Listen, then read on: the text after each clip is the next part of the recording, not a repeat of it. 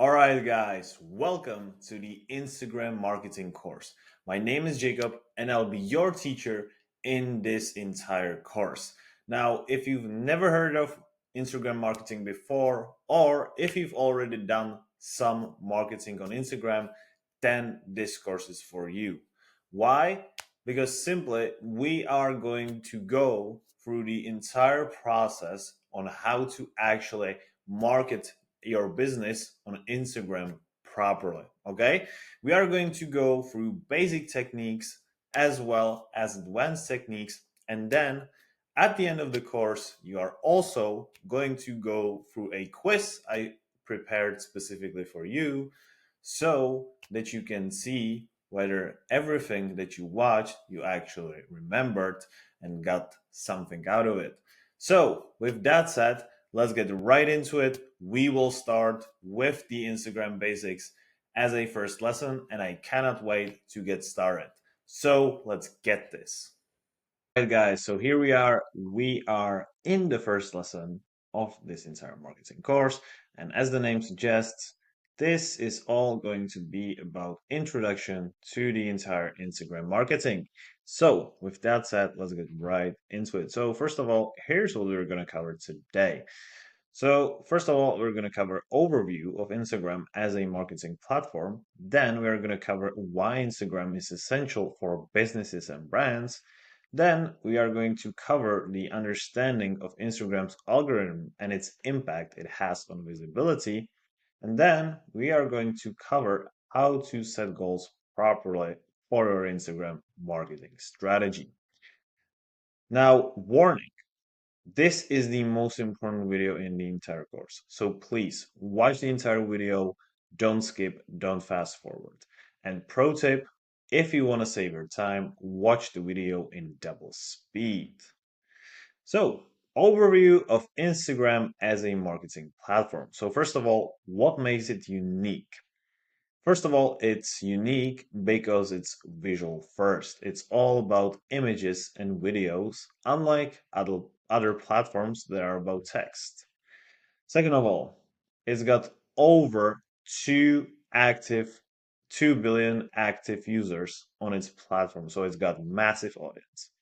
It also has got enormous engagement. Now, if you see Instagram, like people are literally, and I mean literally, glued to their Instagram profiles and to their phones, scrolling through everything they see in there. And that's why Instagram is such a big opportunity if you can take advantage of it in the right way, which, by the way, we are going to cover in this course.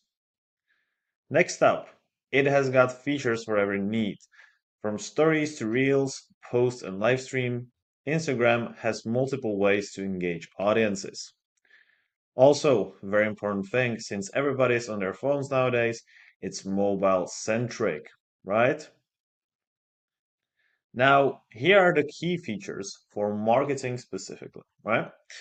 So first of all, feed posts, right? So feed posts are great for high quality image and videos with captions that tell a story. So basically all the posts that you see, right? Second, obviously stories. They tell you and they tell your audience how you actually live your life, what's going on. These are great for updates of your lifestyle, right? Basically behind the scenes content. Next one, obviously reels, right? These are short, engaging videos that help reach wider audiences and boost discoverability. Next one, hashtags. They expand your content's reach by targeting niche or trending topics. Now, the next thing we have are obviously Instagram ads, which are like the biggest part of Instagram marketing.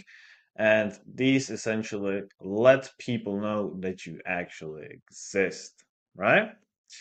Now, who uses Instagram? So, first of all, Instagram is popular amongst people aged between 80 to 34, but older demographics are also growing. So, essentially, for everyone. Next one, businesses. From small startups to global corporations, brands use Instagram to grow their reach. which, this is what this entire course is for. Content creators, influencers, and individuals. Consumers. People use Instagram to discover products, services, and trends, making it a powerful platform for businesses. Now, the day of people just consuming content on Instagram is over.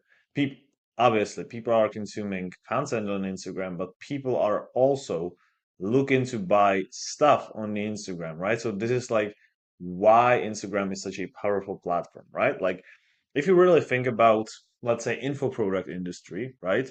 Like if you have some kind of influencer who sells information, majority of people are just gonna go on their Instagram profiles because they're already used to seeing, being pitched through Instagram, and they'll just click link in their bio to see what kind of courses they offer, for example. So like people are already used to buying on Instagram.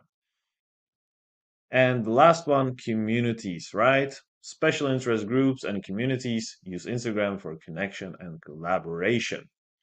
Now, why Instagram is growing? So, first of all, it's because they use videos.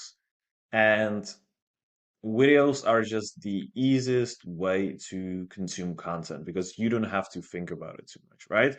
If you think about Twitter, it's great as well, but it's for different demographics, right? It's for different people. It's for people who want a little bit more depth of the topic. Whereas Instagram is just quick gratification, quick pleasure, I would say. It's just very easy to consume. This is why video is so popular, and this is why it focuses on video.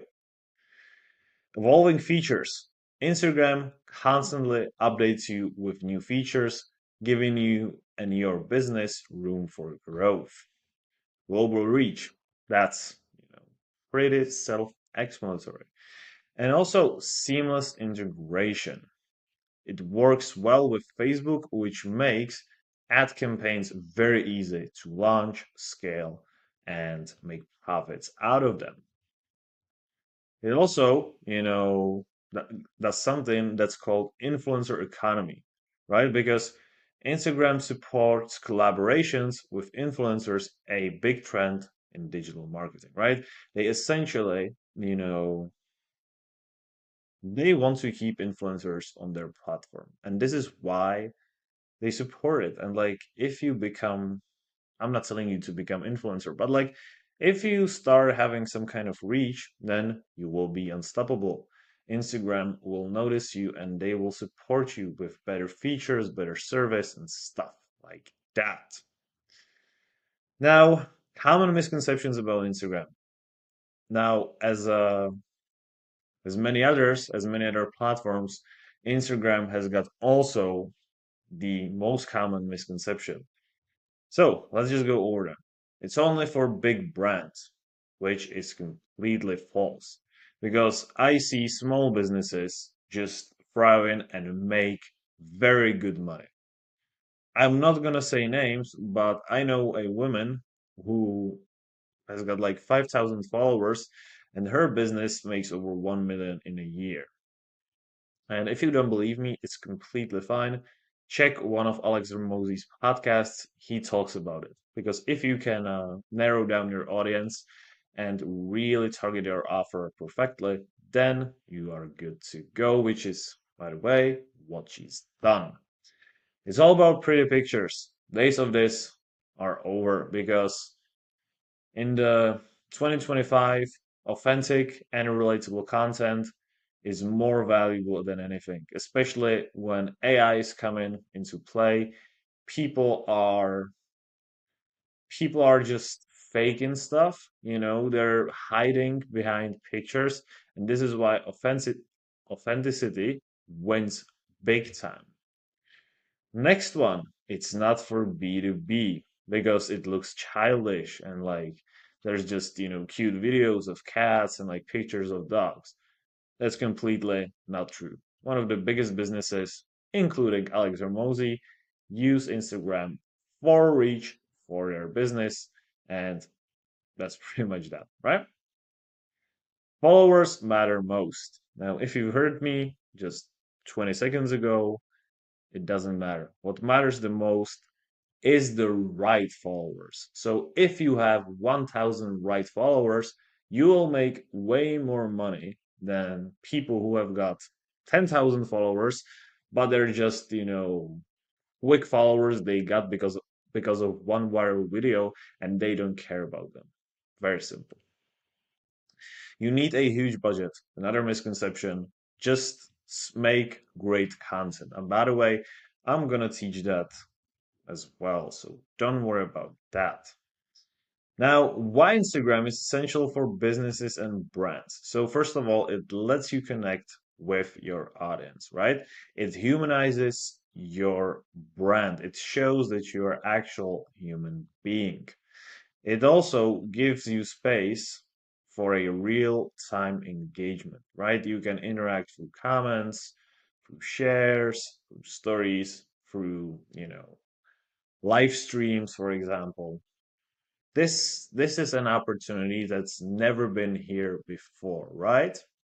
If you see, right? If you see Cristiano Ronaldo, for example, way before his entire life and private life was just one big secret.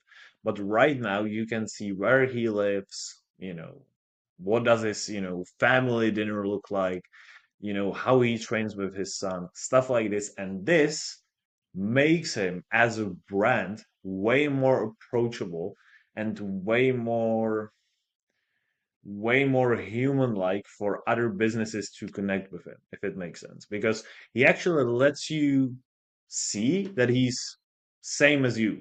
The only difference between you and him is that he's got, more money and he's the best football player in the world or one of the best, right? So, but other than that, he's just another human being and this builds trust, right? Next one, it lets you have customer feedback easily. People don't like your product, they will let you know. Don't forget about that. And if people love your product, they will let you know as well. Very simple, very easy. It also fosters loyalty, right? Next one, it drives sales and conversions, right? Because, like I've said, it's great for businesses. And if you can have showable posts, then you can tag products directly in your posts and stories for easy purchases. It's never been easier than in 2025. Call to actions. You can use links, stickers, and captions, which captions are just descriptions of your post, by the way, to drive traffic to your website, right? It's a source of traffic, right? If you have a website, before you could just rely on just search engine, which is very hard. But like if you have a great Instagram profile, you can then drive traffic to your website through your Instagram. Promotions, flash sales, discounts, and giveaways perform well on Instagram. Analytics, you can obviously measure data, how your posts perform, what it's like, what you should do differently, which you should double down on and stuff like this. And by the way, we are going to go over analytics and over how to use data in order to make your Instagram business grow in the following lessons. So don't worry about that. Everything is going to be covered. Also, it lets you partner with influencers, which again gives you more, promotion, more exposure to other people. It's just beneficial. Next up, obviously, it boosts brand awareness, right? You can basically through hashtags, you can reach non-followers and niche audiences you would normally never reach. It also, if you can have a consistent visual identity, you can then be more easily recognizable, which also was not possible before, right? Reels and explore Reels and explore page. That's a big one, right? Because through Reels, you can just get discovered by other people easier than ever. Collaborations, like I've said, with influencers, you can team up with other brands, which gives you more exposure, more eyes on your brand. And that's never a bad idea.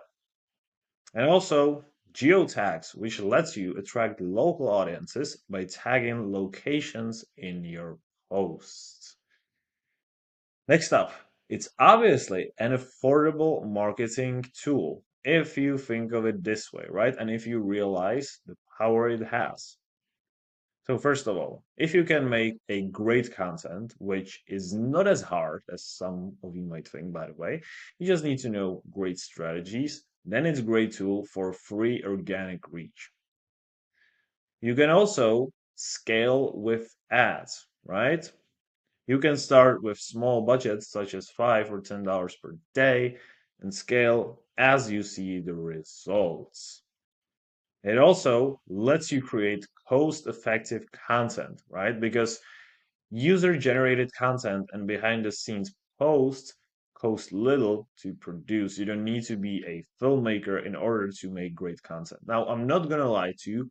You obviously need to have skills, and I'm going to give you basic understanding of what to do and what not to do on the Instagram. But you don't need, flashy cameras and like crazy lighting and like being a film producer when when you compare it to YouTube, because like when you're on YouTube, it's impossible to have a great YouTube channel without, not having great videos, right? So it's just that's one of the things. If you have, iPhone 10 or iPhone 12, which you can get for $300 nowadays or $400 if it's used, then you can easily create great looking content. So that's pretty much that. You also can control the pace because whether you are posting daily or running ads or doing both, you control the pace of the growth of your business, right? And there are no tech barriers. You don't need advanced skills or equipment to start on Instagram. That's a great thing. And this is also why majority of people use this. Next up, it keeps you competitive, right? Because if you're competing with others, you can see the industry trends and it forces you to adapt as quickly as possible. It also gives you very valuable customer insights, right? You can easily learn if you observe, like clearly enough, what your audience loves based on their reactions to your posts. You can also, sense the market validation. You can use Instagram's engagement as a testing ground for new ideas. You can also analyze competitor ads for inspiration, right? Like if you can, let's just imagine this, right? You got your competitor, right? They're crushing it. Let's say they're info product creator, right? Or their roofing business, like I don't care, right? And you see they're doing something that works. You can see that they're using 30-second video instead of 40-second video for their ads. You can see that they're using, let's say, heavily benefit driven descriptions, and that they're speaking very clearly and very simply in their reels or their videos or in their ads, right? So when you see that, then you can be like, okay, let me just reverse engineer it and let me just apply the same principles to my business. And when you can see, something works for somebody else, why to waste your valuable, oh, sorry, why to waste your valuable time and not just, get inspired by what's already working and put your own spin on it. Very simple, very effective. And let me tell you this. Every single successful person on Instagram does this. Nobody is original. I'm not like telling you to copy others. I'm just telling you to get inspired because that's how it's being done, right? And also, with a constant presence, it keeps you active, which means you remain top of your mind, which means that you remain at the top of your mind for your audience. Now, let's just quickly go over how the Instagram algorithm works. So, the algorithm heavily relies on engagement signals, which include likes, comments, shares, and saves. Engagement is evaluated based on both quantity and speed. Posts that receive quick interactions shortly after being published are considered more relevant. Saves and shares carry more weight than likes because they indicate deeper interest and value. Responding to comments can further boost your visibility by showing Instagram that your content fosters meaningful interactions. Now, content relevance and interest. Instagram's algorithm analyzes user behavior to predict the type of content they find most interesting. It examines factors like hashtags, captions, and even the objects or themes in your photos or videos using image recognition technology. By consistently posting content that aligns with your niche, you train the algorithm to associate your account with specific topics. And if you can nail this down pretty good, then you'll have unlimited, flow of leads coming into your business. So, for example, if you're a fitness influencer, posting workout tips and using hashtags like at fitness motivation signals your relevance to fitness enthusiasts. Now, next thing when it comes down to Instagram's algorithm is the user interaction history. So, first of all, Instagram prioritizes showing content from accounts users frequently interact with. That's logical, right? Why would they push, something? Why would they push content, in front of people if it sucks, right? They want people to be happy on the platform, and Instagram wants to be happy, like Instagram wants to have people on their platform as long as humanly possible, right? And like the only way they can do it is by showing them great quality content. And yeah, that's pretty much that, right? Actions like liking posts, replying to stories, or DMing contribute to this interaction history. You can encourage repeat interactions by using features like polls, quizzes, and Q&A stickers in stories to, like I've said, and encourage interaction and just building the relationship, right? So, for example, a food blogger might ask followers to want on their favorite cuisine, boosting engagement and visibility. Now, consistency, that's a big topic. Everybody nowadays just says you need to be consistent. And when you're consistent, Instagram is going to, give you more followers, shares, likes, and more space. So, first of all, recent posts are more likely to appear in a user's feed, especially if engagement occurs soon after posting. Maintaining a consistent posting schedule signals reliability to both your audience and the algorithm.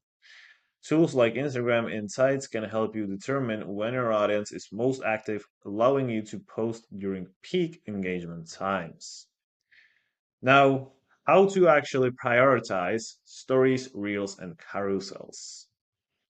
So, first of all, like I've said, Instagram favors content that keeps users on the platform longer. This is why they prioritize stories and reels. I've told you, right? They want to have people as long as humanly possible on their platform. Stories are positioned prominently at the top of the app, making them one of the first things users see. Reels often reach beyond your current followers due to their placement in the Explore tab. Carousels, which are like the multi-post photos, right? Like if you have like post with 10 photos and you just scroll, it's like these like books for kids, like these small books that you just like open up, and that's what carousels are like, right? Which again, this encourages swiping, which increases the time spent on your content. Whereas if you only have like a simple photo, it never, right? Is like you only give them small amount of time, right? This is why it's obviously not a good idea to only post single photos. All right, factors that influence visibility. First of all, competition and feed saturation. So, with millions of posts shared daily, the algorithm helps users sift through the noise by curating personalized feeds. High competition means only the most relevant and engaging content appears at the top. Next one is next factor is the user behavior analysis. Instagram studies how users engage with different types of content, such as photos or videos, and adjusts their feed accordingly. For example, if a user consistently watches cooking reels, they're more likely to see similar content from creators they don't follow. It's very, very simple.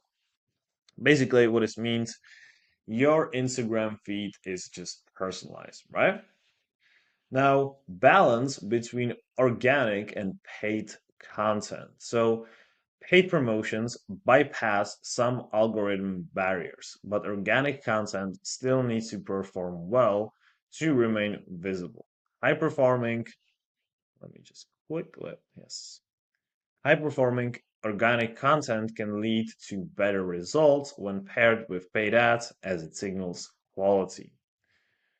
Relevance scores. That's the next factor. Every piece of content receives a relevance score based on factors like engagement and user preferences. Posts with higher relevance scores are shown to more users. And the next, factor is or are the algorithm updates. Instagram frequently refines its algorithm to improve user experience, which can impact the visibility. Staying informed through official channels and monitoring your content's performance helps you adapt quickly. Now, how to work with the algorithm. Obviously, I'm just going to give you, right now, I'm going to give you some basic tips, but like, take this lesson like an introduction, right? Like, don't start creating content and like, don't try to, you know, become the next star. Just, sit down, listen, and we are going to then go over the specific lessons on how to actually create a content. Right now, what I want to do is that I want to give you like a little understanding of how Instagram works. So, first of all, prioritize engagement. Create calls to action that prompt interactions, such as comment your favorite tip or tag a friend. Also, make sure these, call to actions are as simple as humanly possible. Also, focus on value-driven content. Share tutorials, behind the scenes glimpses, or entertaining content that encourages saves and shares. Use stories and reels strategically. Just simply let people know that you exist. Also, collaborate with others because the more people you engage with, the better exposure you're gonna get. And then, last but not least, and this is like the most important, analyze and adjust based on the data that you will receive in Facebook Insights or in the Meta Ads Center, which, by the way, we are going to go over. All right, guys. So in this lesson, we have covered everything when it comes down to Instagram marketing basics. Why Instagram, is such important. Why it's not just a video platform that majority of people think it is, and why it's so powerful for you. And in the upcoming lessons, we are going to go over everything when it comes down to setting up your Instagram for efficient and effective marketing. So let's get right into it. In this lesson, we are going to go over how to actually set up your professional business Instagram account as quickly as possible and as best as humanly possible. So, with that said, let's get right into it. I don't want to waste your time. You are here to learn. So, first of all, when you go to the Instagram, right? let me quickly go over here. You just click on sign up, right? Now, right here, you're just gonna go and type in your email, password, full name, and your username. Now, for the username, make sure it's somehow relevant to your business. It can either be your company's name, or if you're a service provider, like fitness coach, like consultant, copywriter, marketing agency, just make some name that you like, but a name that also makes sense to the context of the business that you're in. So for example, if you're a fitness coach, just type something like fitness Jake, right? Or like fitness with Jake, or like if you're in marketing space, right? Marketing Barbara, right? Like something like that. Very simple. The username doesn't matter. What matters is the simplicity. Be simple. Don't waste time trying to come up with fancy names. It doesn't work like that. The thing that's gonna do all the heavy lifting is your brand. So right now, I'm just gonna type everything in and we'll continue. All right, so the next thing you're gonna add is your birthday, right? Like you obviously, I don't know if you need to be over 18 years old, but if it's for a business, you definitely need to. So yeah. Now, as we entered our birthday, then we simply need to confirm the code from the email, right? Right now, you should be signed up for the Instagram, or you should have at least, received some kind of confirmation code. Nonetheless, you should already have an account. The registration process is very simple. And with that said, right now I have logged in to my business account, right, that I regularly use for my business. And we're gonna go over some very simple settings, right? That will allow you to make sure that your account is as good as it can be. And I'm also going to show you some high level business profiles that do it the exact way you should do it. And I'm going to give you some takeaways you can take home and apply them to your profile creation. So let's get right into it. All right, so the way we do and adjust some settings is very, very simple. So first of all, we're gonna go over to this more section right here, and then we're gonna go to settings. Now, let me just move this one. Sweet. So first of all, right here, you can edit your profile, and we're gonna go over that just in a second. But basically, if you look at it, here is your name, right? And let me just make myself smaller so that you can see everything. And right here, you can change your photo. Now, I'm gonna tell you how to like make good photos and like what to do, what not to do in them. Just for now, here's where you change the photo. Now, right here is where you put your website link, right? The next thing that is very important is your bio, and you can, modify and edit, your bio right here. With the gender, you don't need to, answer that, or you can. However, and right here, you can set this on, which is like account suggestions on your profiles, basically recommending you other people from the same industry. You can do that. You don't have to do that. It's not as a big deal as it seems, right? So that's the first thing. Now, if we scroll a little bit more down, right, here's the edit profile, and then we go to creator tools and controls. You can see that I can switch to business account or switch to personal account, right? Now I have the creator account. You have got three options, either to be creator, to be businessman, or, just business guy, businesswoman, or personal account. Obviously, we are not going to be using our personal accounts, right? Now, I use my business profile just for content creation and just for people to, to let myself in front of the people. So I use the creator, content or creator account. However, if I were you, if you wanted to sell things on your Instagram, if you wanted to get leads, if you wanted to promote whatever you have, whatever service, whatever product, then you definitely need to use the business account because it gives you options such as call to actions, lead forms, and also that's the most important thing. It gives you all the clear data that you need to have. So right now, we are going to switch to the business account. Now, the way you're going to see that is that you can clearly see you're a business account, right? And then you can switch to creator or personal, but I wouldn't mess with this settings. Now, the next thing we're going to do is that we're going to go to the professional account, which is essentially settings of your business account. And then here is the category. Now, here you're just simply going to fill in the category your business is in. So if you're a marketing agency, you're just going to type in marketing agency. If you're SaaS, you're just going to type in SaaS. If you're a makeup company, right? You're just going to go health and beauty, right? If you're a fitness influencer or fitness trainer, personal trainer, you're just going to go fitness and health or fitness and wellness, right? Now you can clearly change that by just, go into the category and just typing it in. Very simple.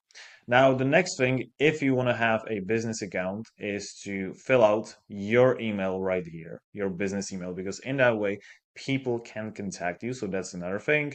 Also, make sure that you include your phone if, only if, you want people to contact you through your phone, right? And right here, you can even select, which is great.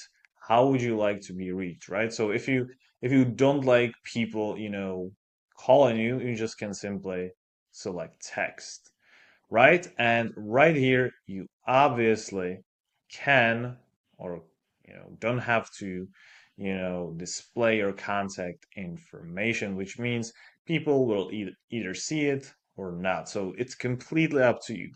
If you want to be reachable, then obviously do it. If you don't do that. Very simple. Okay, so right now I'm just gonna show you one of the best Instagram profiles when it comes down to business I've ever seen. This guy I've learned from this guy. He's one of my mentors and he's absolutely amazing. And I feel like it's better for me to show you an actual, profile that's got over 560,000 followers than just some random profile. I just want you to learn from the best. So, first things first, right? This account name. Like I've said before, you need to have something that is clearly recognizable within your industry, right? Look at this. Marketing Harry. Like that's the simplest description of a profile. Because when people see it, they're not going to be guessing what he's doing. They're going to be like, "Oh, this is Harry and he's doing marketing, right?" So like, let me learn from this guy. Very simple. So that's the first thing. Make your profile name or account name very simple and relevant to your industry. First thing. Second thing, if you see this, sub description of the profile is his name and then what he does. This is very, very crucial. You need to be clear what you're doing. Okay. So like he's doing social media marketing. So if you're doing, email copywriting, say email copywriting. Or if you're doing email copywriting for B2B businesses, say email copywriting for B2B businesses.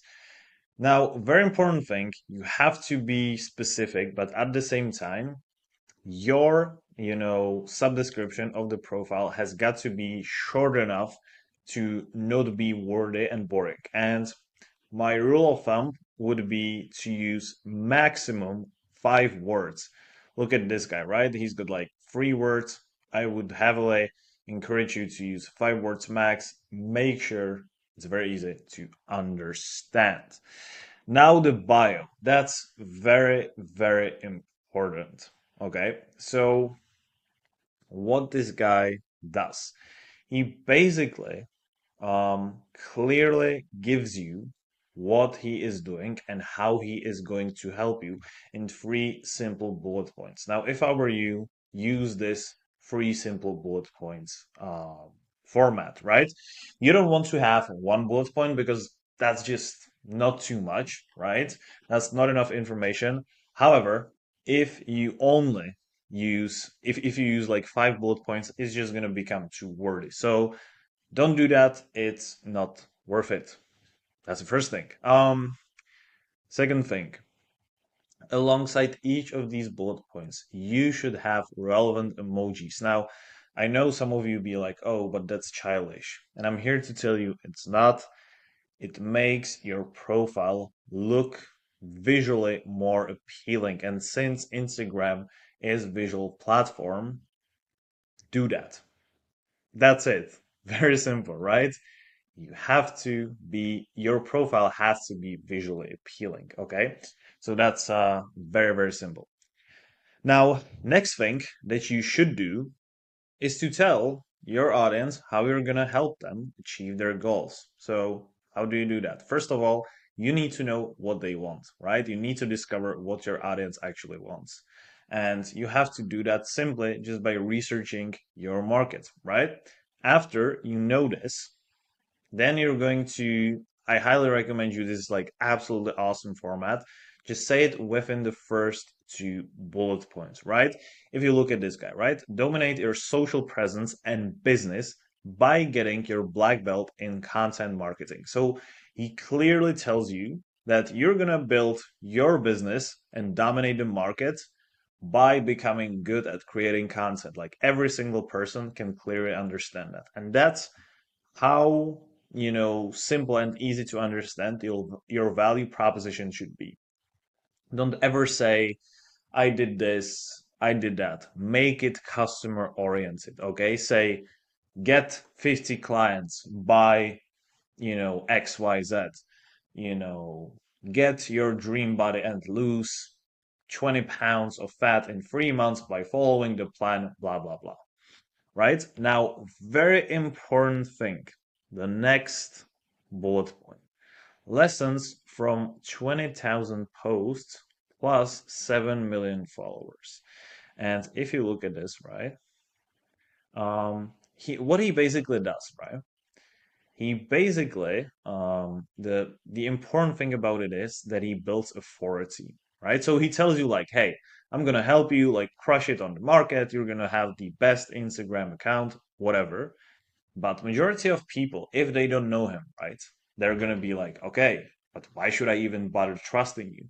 And keep in mind that this guy didn't have as many followers as he has right now when he first started, right? He started from zero, and he had to build his reputation from ground up.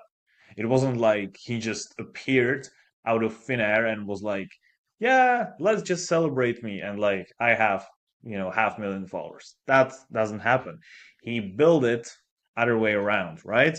He built it because he had great profile and great bio. So two important things. Make sure you tell your audience how you're going to help them. Be as specific as you can be in the first lines. And in the third line, create authority, right? And then right here, there's the link, if I'm not mistaken, for his paid products. Let me just quickly see. Yes, that's exactly what this is, right? So you can clearly see like here are his paid programs. Here is also, sign up for his newsletter. So basically, if you sign up, if he gives you his free value, which could be like ebook or a video or whatever, and then in exchange for that, you give him your email address and contact information, which means he already has your email address and then he can email you and sell you on one of his products. It's very, very simple, very easy, but efficient. So if you want to get leads, if you want to sell your products, this fourth line in the bio is the place to do it, right? So enough with the bio. Next up, we're gonna do is his profile picture. The most important thing is make sure the profile picture is clean and that it shows your face. That's first thing. Second thing is it's scientifically proven that people react better to profile pictures that have people smiling on that. So just take your face picture, where you're smiling in front of like white wall. That's the first thing. And then you can add this nice background, right? And the way you do that is very, very simple. You do that in Canva and you can do it in like 1 minute. So if you're right here, you can see my, Instagram profile picture that I created for myself in Canva. It's very simple. You simply upload your full photo, right? And then, so like it doesn't look anything like this. It just has a regular background. And if you get a paid version of Canva, and if you just simply click on this picture on your photo, just simply going to click on background remover and it's gonna remove your background, and this is like gonna be just you and your face essentially, right? And then you can just move it up and down and just adjust it. Make sure your face is in the middle, right? And then you can add a background. Now, I'm not gonna lie to you, I just got simply inspired by Alex Hormozy because he's also got like a yellow background. It looks decent, it's nice. Again, don't try to reinvent the wheel. Just make sure you smile. The profile picture is somewhat high quality and you're good to go, right? Now, the next thing we have when it comes down to great Instagram profile are your highlights, obviously. Now, obviously, we are not on phone because the screen recording would be absolutely terrible. But what I'm going to show you is this, right? So if you go on your profile on your phone and just click, on your on your image, on your profile picture, then it will let you create your highlight or your story, right? Now, the way you create these, highlights and like these highlight circles and these like highlight categories is very, very simple. Just gonna go into your profile and it's the same on the phone as well. And you're just gonna go click new and you're just gonna name your highlight, right? And then when you click on it, right, let me just show you, then you can see your highlights, right? These are like some of my testimonials, don't bother about that. And that is pretty much it, right? Now, if we go to this guy's Instagram profile, what you can also see, like we already talked about highlights, but it basically lets your audience know that you exist. It makes it easier to go through your content, stuff like this. Now, if you really think about this, right? The most and like we're gonna go over multiple things, but the most important things is the visual consistency, right? Look at which colors does this guy use. This is, by the way, why his profile looks so good, right? So he's got like blue, purple, orange, red, and a little bit of yellow, right? These are his colors. And if you look right here, every single highlight has got this visual consistency. The same thing in his posts, right? There's just small amount of posts that, step out of the way and like do not have the consistency. But if you look at his posts, every single thing is essentially within the Instagram colors, right? This is why, by the way, it looks so good. So that's a thing, right? Now, another thing you need to do, if you look at these, thumbnails, if we want to call it this way, of these highlights, you might be wondering that, like, is this, hard to create?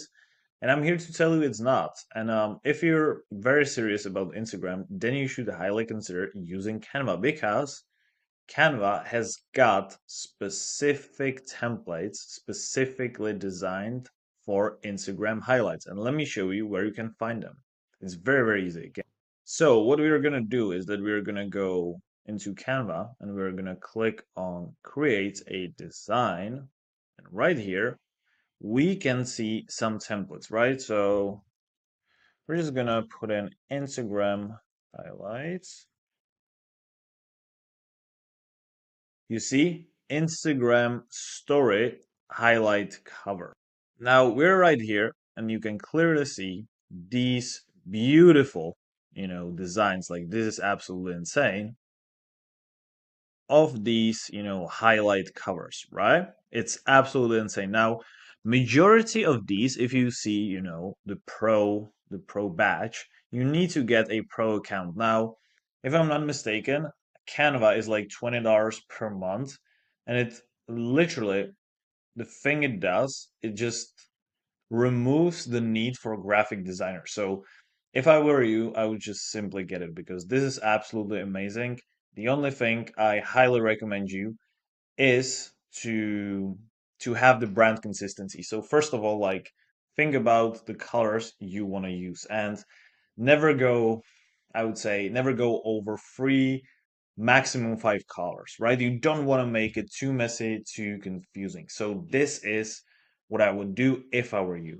Now, one last thing before I will let you go is Alex Hormozi's profile, right? You see, absolutely phenomenal, very clean.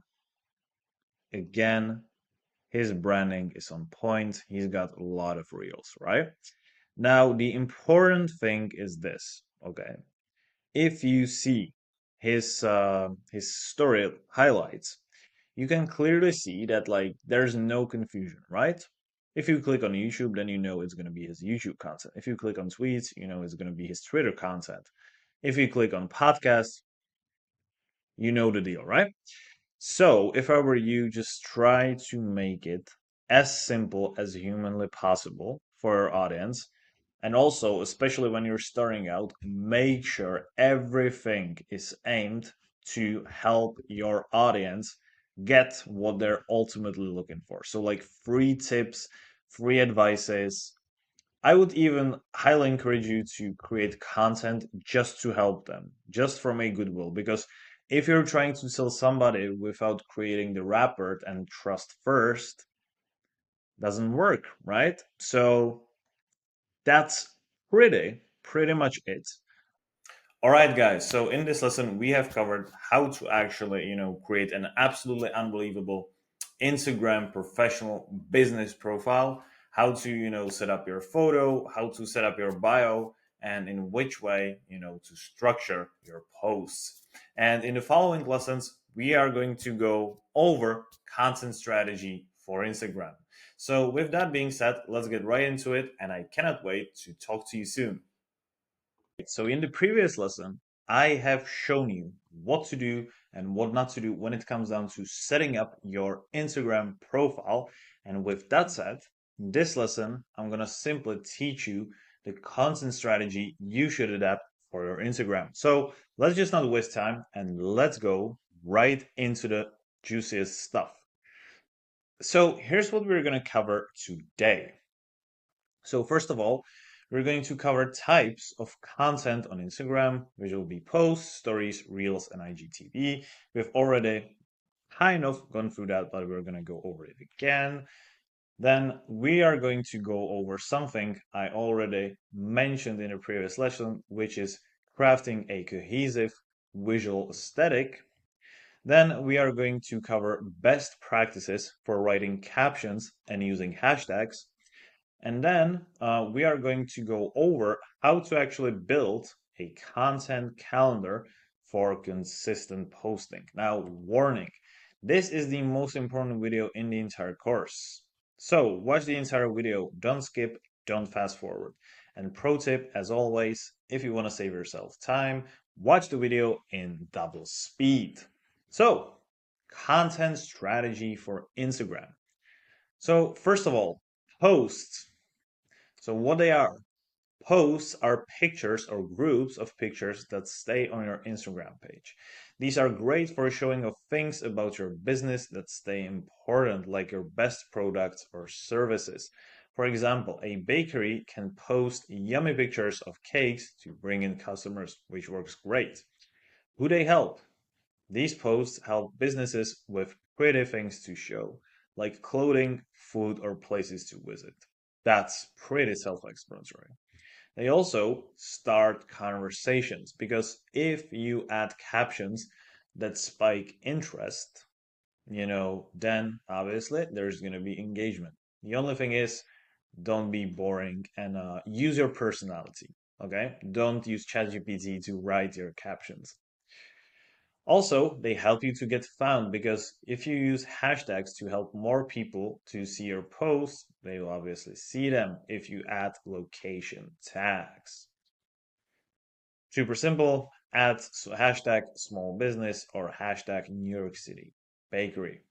Last but not least, they make you look professional and you can make them look even better if you use lighting and tools like Canva, which I've already shown you. Stories, they're quick and fun. So, first of all, what they are. Stories are highlights from your life and from your business. They let people know that you exist, what is going on in your business, and they actually can easily, you know,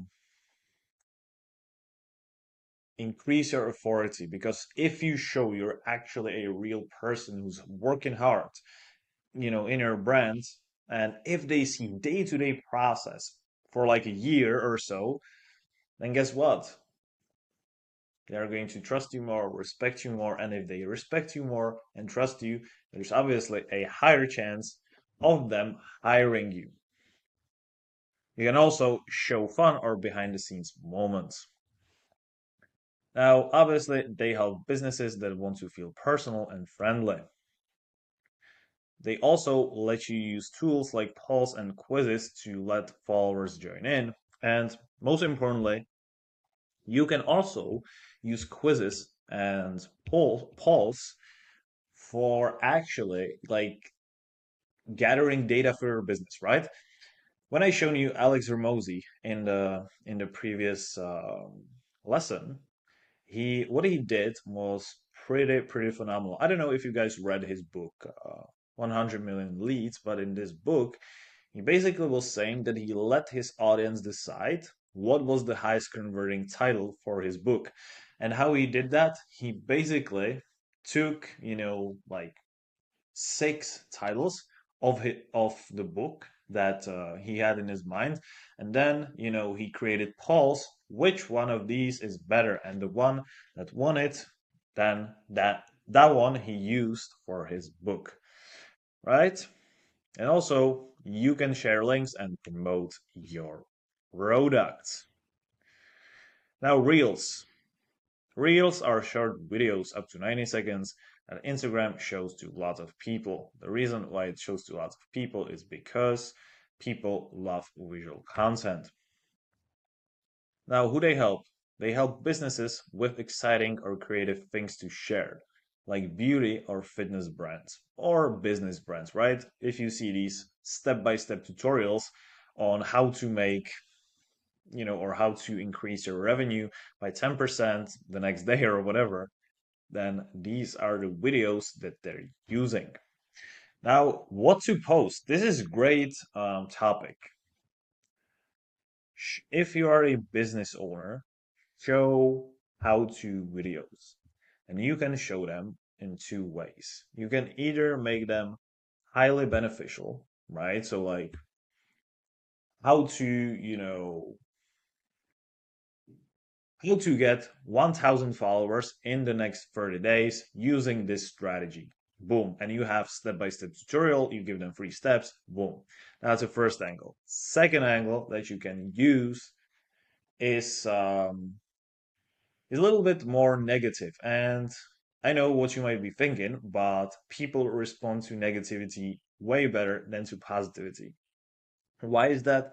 Simply because we have a survival instinct inside of us, and therefore we are going to do more to avoid pain than to gain pleasure. So, for example, if you're a fitness coach, you can say 5 things to avoid if you don't want to, pull your shoulder, or 5 things to avoid if you want to have healthy joints in your 40s, right? Like stuff like this. If you induce negativity but don't overdo it, so like don't just inject your audience with negative content, right?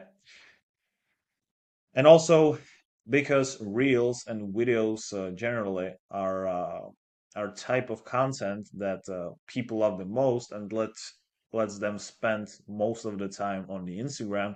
Obviously, this is why reels are the most popular, right? And then in your reels, you can use call to actions, right? Like follow us for more tips, click here to, get your free guide and stuff like this. Now, IGTV, long and helpful videos. What is it? So first of all, IGTV lets you post longer videos, up to 60 minutes.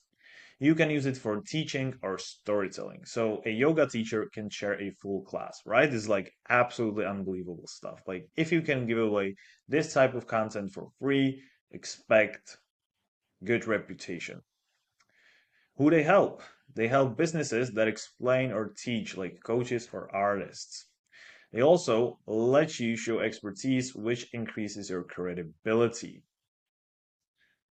Now, these also expand your reels, right? Because if your reels get people interested, then you can expand on that one short reel and give them the full secret.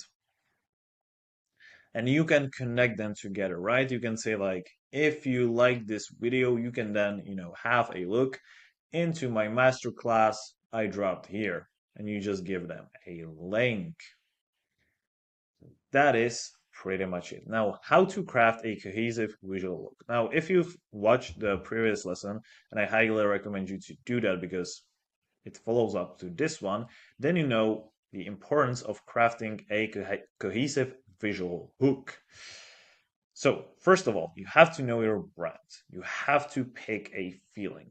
Think about how you want people to feel when they see your post. Do they want to feel fun, fancy, or relaxed? That's a good question. So, example, right? A jewelry brand might go for classy and elegant. So, you don't want to look childish. You don't want to use, just flashy colors like red, yellow. You want to use, elegant colors like black, silver, gold, like gray, white, stuff like this, right? Then choose colors. Pick 3 to 5 colors you will use every single time. These should match your brand's personality.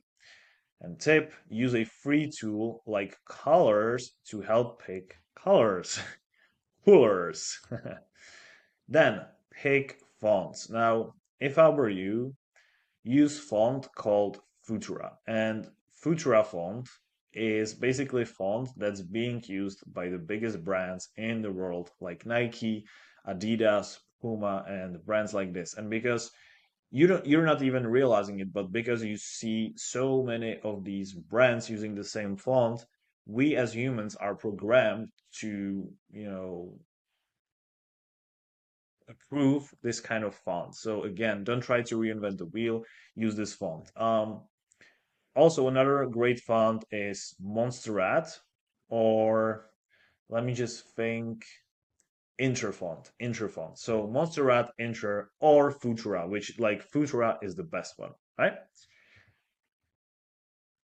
Next one, add your logo. Decide if your logo will go on your pictures. If yes, make sure it's always in the same spot. That's very important. And last but not least, get inspired. Just look at people, in your niche, how they're doing that and get inspired. If you're trying to come up with every single thing from scratch, it's just going to take you forever. I'm not telling you to copy people, that's the worst thing, but get inspired because getting inspired will, make you unstuck and will allow you to progress way further. And speed is one of the most important things in business. Okay. Step number two, Plan your layout, right? Decide how your Instagram grid will look. And when I'm talking about Instagram grid, I mean this. The grid is pretty much the layout of your posts, right? So you want to make sure that you like decide, if you want to have like all just, if you look at Hermosi, he's just got like free, reels or free videos in his grid. Some people have like two pictures, one on left, one on right, and then, reel in the middle. You just got to decide. Just make sure. The only thing I would highly recommend you is to make sure that your grid looks consistent, at least at the beginning, because again, it adds to that feel of great visual understanding. And if you can have great visuals in your profile, then people will be more attracted to whatever you offer because you will look and appeal more professional. All right, so back to the presentation. So make sure that you like decide on it, right? Will you alternate pictures and text? Will you use rows? A travel page, for example, might alternate photos of places and tips, right? Also, make sure you keep it balanced. Make sure your colors and designs look good together, which ties back to the colors you picked. Also, use good photos. Bright, clear pictures are key. Use either natural light outside or a simple light setup. And honestly, to be honest with you, like it's not expensive at all. Like if you want to get like for photos, it's just best to have an iPhone, like iPhone 12 minimum or iPhone 13, which I personally got for like $300 and it's way worth it, right? And then you can get a ring light, which will cost you like $50 and will create absolutely awesome light. So do that. Like to look professional to like it's so easy to look professional today. You don't have to invest like thousands of dollars into equipment. Obviously, like if you want to look like these high level creators, then you need to, but like you don't need to do that at the beginning, right? So, next thing you need to do is to center your content, right? Make sure that everything, which means, all the important parts are easy to see and that your content is centered, that it's in the middle. You don't want to have your important text like, in the corner. That's a disaster. The content needs to be easy to digest, right? Step number three, make templates, which, if you have left and right photo, you can always have certain color and certain style for left photo, and then you can just add additional content to it the same way you can do it, for a right photo, and then for the middle post, which is going to be your reel, you can also have a template. So in that way, you will get a cohesive visual hook, right? Next up, add your brand. Use your colors, fonts, and logo in every template. Then save them. Keep them ready to go. Also, make sure you've got different sizes. Make templates for stories, reels, and regular posts. And next thing, you want to make sure you stay fresh. Update your templates now and then to keep things interesting. Don't just become boring, right? Step number four, edit photos well. Use tools. Apps like Canva can help fix brightness, contrast, and more. And again, I've shown you, you can literally just, if you get Canva for $20, and by the way, this is not in any way, shape, or form sponsored content, you can like get for $20 per month everything, right? And Canva, when it comes down to YouTube, Instagram, TikTok, other platforms like this, Facebook, they got ready to go templates for these platforms because they know people struggle with creating content and they don't want to waste their time, going into Photoshop or hiring like some hardcore, photo editor that's going to do a good job, but it's going to also cost them, multiple five figures, right? So that's pretty much that. Um, then also keep the photos natural, right? If you do too much editing, you will just look fake. And save time. If you edit a bunch of photos at once, it will save a lot of time, right? So that is pretty much that.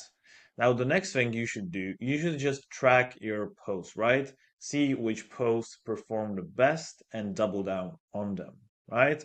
And you can do that into Insights, Instagram's Insight tool to see what works, right? And I'm going to show it to you where you can access that. All right, so we are inside our account again. And what we're gonna do, again, the same thing is on mobile. Right now I'm just on my computer. Um, what we're gonna do is that we're gonna go to dashboard right here. Then we can go to insights and we can either, check our account, how our account is performing, or we can go to content, right? Now, obviously I haven't posted you know, any content in the last 30 days or 90 days because I'm not using my Instagram anymore. However, if you just check it right here, you can then are going to see all the important metrics, right? So that's for this. And by the way, we are going to go over all the important metrics, so don't worry about that. I just wanted to show this to you right now, okay? Now, like I've told you, you can then use, Instagram stories for feedback, like I told you in the Alex Hormozzi's example. Also, make sure to follow trends. Keep your style updated with what's popular and be real. Don't be fake. Don't pretend something that you are not. And also, be open to trying new things. Now, best practices for writing captions and using hashtags, right? So, first of all, how to write crazy good captions. So, if you guys don't know, captions are basically descriptions of your post, right? So, first of all, first thing that you need to do is to start with a hook, right? Begin with the number one mistake most business owners make to grab attention. You basically want to start with something that's customer centric, customer oriented, right? You want to grab the attention of others by appealing to their needs. Very simple. Be clear and professional, right? That's another thing. Use structured lists. So, for example, why our clients love us. Or here are 5 tips, to lose up to 5 kg of fat in the next 30 days. And then you just list out, very simple. Just make sure you write at third grade level. You are friendly, you are conversational, you are very easy to understand, and you don't sound like a robot. Talk to your audience like you would talk to your friend at a bar. And that's not an irony. Like, that's a real thing. I'm not joking when I'm saying this, right? So, yeah, you see, very simple. Also, you can use, data to impress, but I wouldn't say to impress, I would say to gain credibility because nowadays a lot of people are pretending to be something they're not. And obviously, thanks to that, people are more skeptic than ever. And at the end with CTA. Make sure that the call to action is very simple to understand, right? So, for example, sign up today or schedule a free demo. Just tell your audience what they can expect, right? Now, how to use hashtags. So, use niche hashtags, right? So, a graphic designer might use brand identity design and hashtag logo creation tips. Next one, research competitor tags. Look at what hashtags similar businesses are using successfully. Focus on industry specific tags. Examples, e-commerce tips, marketing strategy, startup success. Limit yourself. That's important. Stick to 5 to 10 high quality hashtags to keep your posts professional. Localize when relevant. So if you have a local service, use local hashtags, right? So Hashtag Dallas accounting, for example. Now, common mistakes when it comes down to hashtags and captions to avoid. So let's see. First of all, generic captions. That's the biggest mistake. Instead of saying we're the best in the industry, say we helped 200 clients cut costs by 20%. Don't overload with hashtags, right? Avoid cluttering your posts with 20 plus tags. Keep it clean and relevant. Ignoring engagement. Respond to every comment or question to build trust. I know it's a lot of work, but guess what? You need to do that. And because not many people are willing to do that, this is what's going to make you stand out. Skipping proofreading. Because if let's say you're a marketing agency and your grammar is not good, then guess what? People are going to see through that and they're going to be like, why should I even trust these guys when they can't write, a simple sentence at third grade level? Using outdated hashtags, that's very common mistakes. First of all, check trends to ensure your tags are still active and relevant. Just check your competition. After we've done this, let me show you how to build a content calendar for consistent posting. So, first of all, let me start by telling you why consistency matters for businesses. It helps you stay relevant. It also helps you gain advantage or and favor with the algorithm, right? Algorithm likes people who stay on the platform. Also, you can plan around campaigns, right? A calendar ensures posts align with promotions or launches. It also helps you track progress, right? Because if you have a schedule, it's then way easier to measure which content drives results. And last but not least, it helps you reduce stress. So, how to build a content calendar for consistent posting. So, steps to build a content calendar, right? So, first of all, define objectives, right? So, for example, increase newsletter signups by 15% this month, right? You need to have a clear goal, clear objective, and then based on that, everything else is going to follow. Then, plan around key dates, mark holidays, product launches, and industry events. Then, batch content creation. Write and design 2 weeks worth of posts in one sitting, right? You don't want to be creating content 3 times a day. You have to be strategic about this. And then break down themes. So, for example, on Monday, you're going to give your audience tips for business growth. On Wednesday, you are going to share client success story. On Friday, you are going to showcase your product or service. On Saturday, you can do Q&A, stuff like this. And then what you need to do, you need to review weekly. You need to have systems in place, right? You need to use data to adjust upcoming content. You just don't want to be doubling down on something you don't even know whether it works or not, right? Very simple. Now, let me give you some tips and tricks for tools to simplify content planning. So, first of all, Trello for organization, right?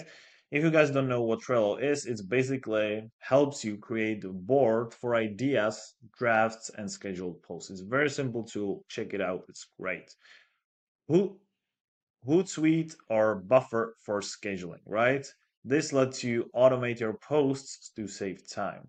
And like I've said, Canva for visuals and Google Calendar for deadlines, which easily lets you set reminders for important content milestones. And analytics tools, which they let you gather data that then are very crucial when you are deciding whether to create content or not, right? Because if you know some other posts got better reach than others, then you want to make the same content and double down on what works, right?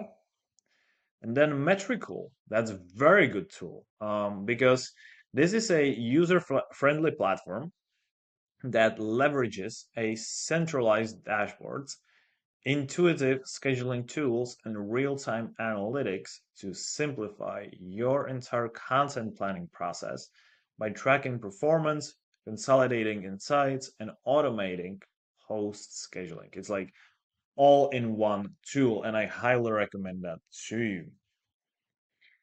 Now, when posting manually is better, right? So first of all, if there's an industry update, share it live with your perspective, right? Break, the schedule. It's not bad to break the schedule time to time, from time to time. Engage during peak times, right? Make sure to post, during high activity hours for maximum reach. And again, you can see that in your Instagram insights, right? Then, personalized responses. Reply to comments and messages in real time for better relationships. Adapt to trends, right? Join trending challenges or conversations immediately, right? It's like if somebody just says there's like a challenge for creators to create 30 days of content, 5 times a day, just break your schedule and try it because you never know where you might, explode on Instagram. And also, avoid canned posts, right? Tailor captions to current events or audience feedback. Don't just be like a robot. Now, just some professional organizing tips. So, schedule around high traffic times. Use analytics to find when your audience is most active, right? That's the first thing. Second thing is to repurpose successful content.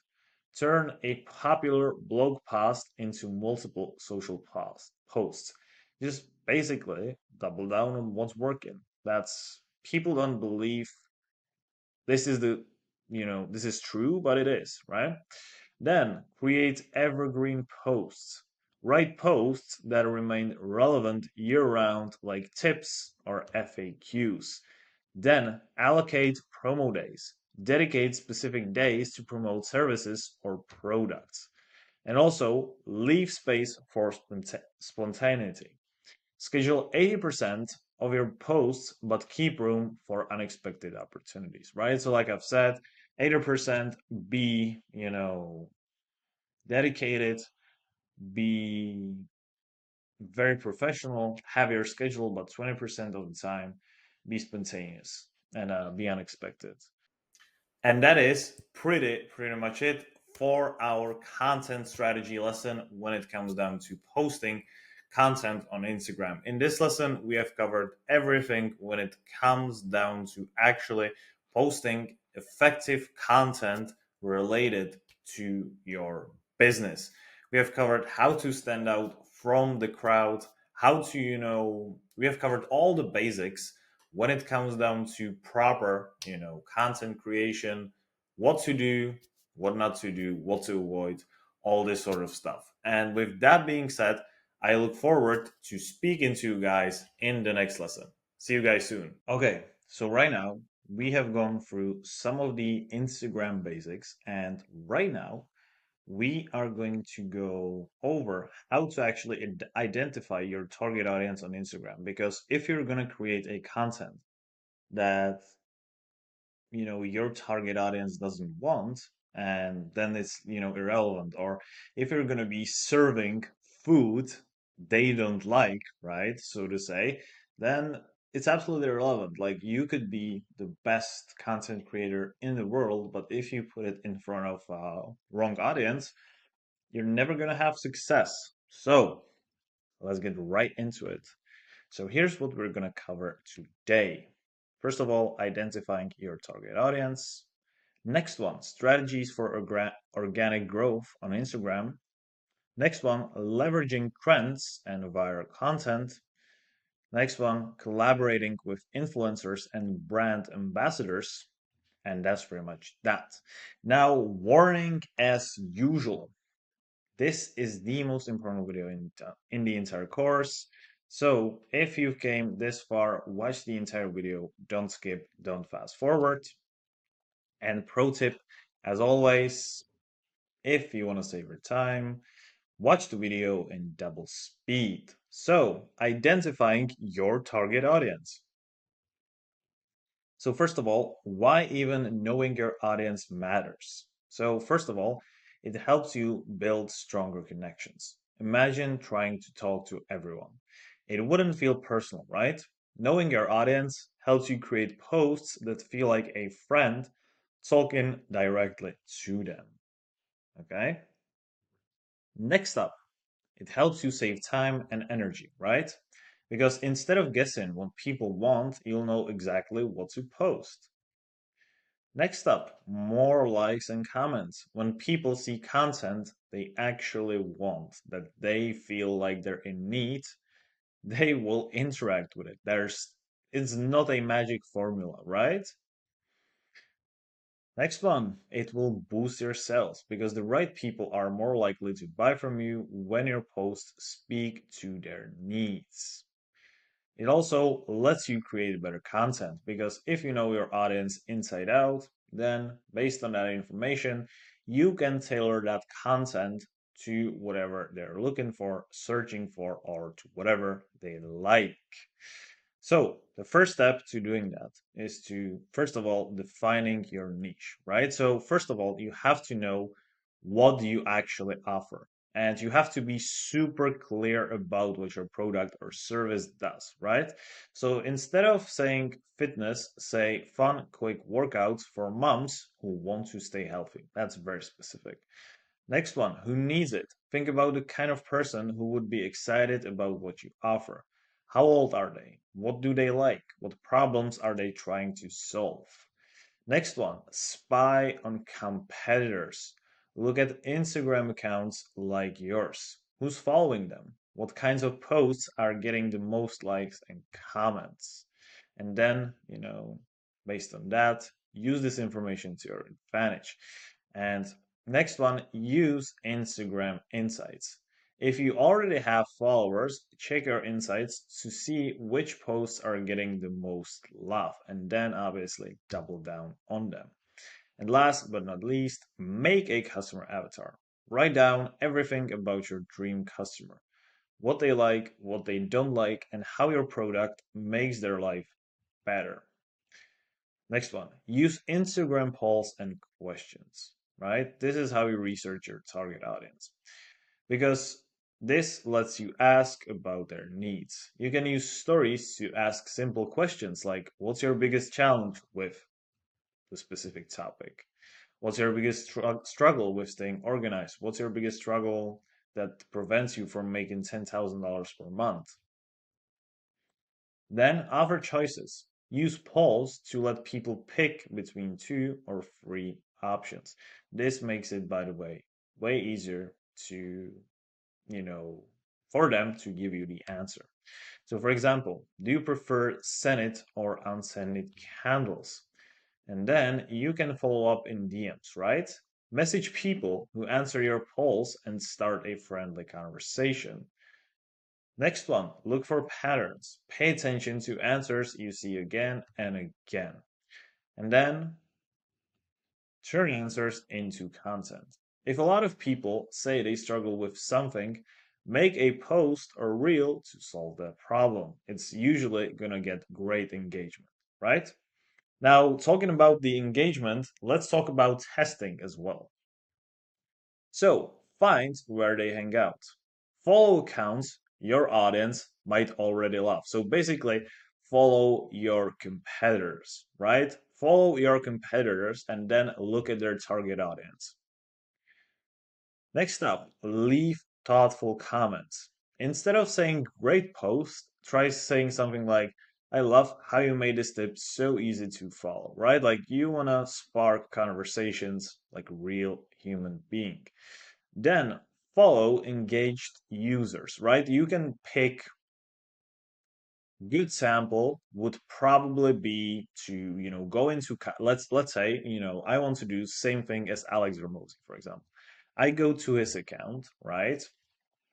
I look at people that commented, on his posts regularly, and then I just randomly follow like 50 of these people, right? And then based on that, I can examine what they do, how they do it, why they do it, and what kind of solutions I can give them so that I can solve their problems. Send friendly messages. If someone follows you back, say hi and thank them for joining your community. And also keep track. Watch who interacts with your posts and build relationship with them over time. Next one, test and refine.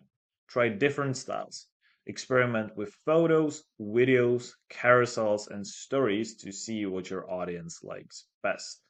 Now, I'm here to tell you that you're never going to find out unless you just try and track data, right? It's people are saying things like, do this is just gonna blow up your account.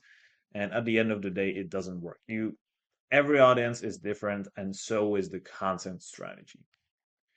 Next one, measure success. Use Instagram Insights to track likes, comments, and shares.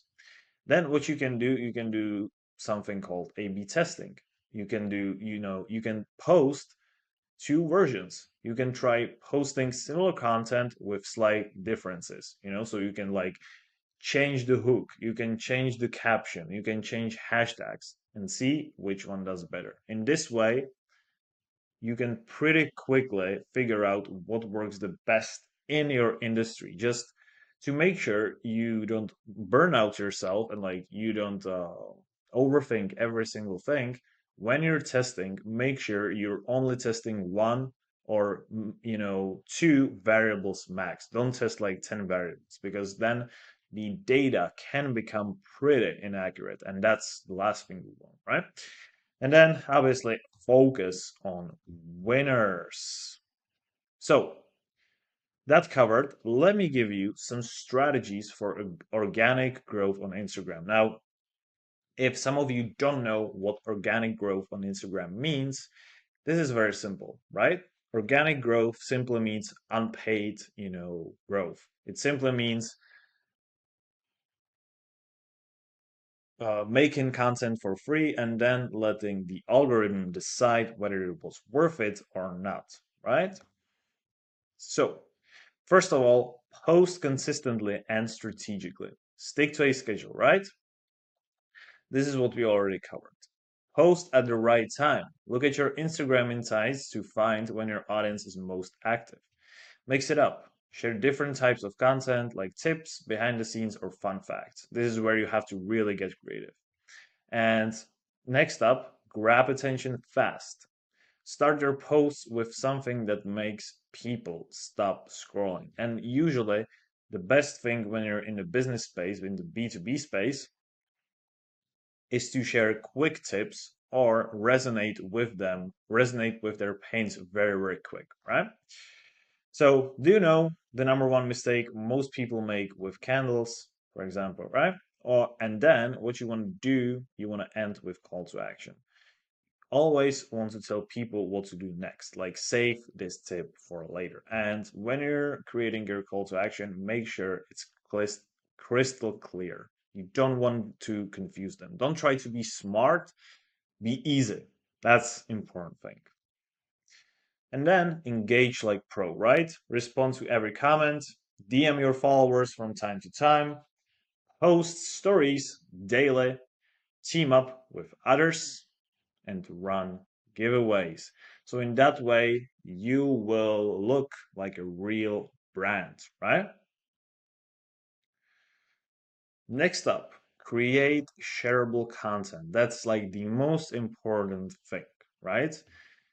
Based on the interactions you have with your audience, you want to answer their most common questions, right? And based on that, you post quick tips or solutions your audience actually needs in real life, not what you think they need. That's very big difference. And me being in the marketing space for the last 3 years, I can 100% confirm that. So yeah.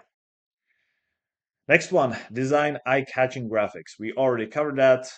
Go to Canva and use your imagination. Be funny, be conversational, try to, not look so serious all the time, right? You can share memes that feature brand. A lot of people, a lot of business owners create personalities and brands based on this.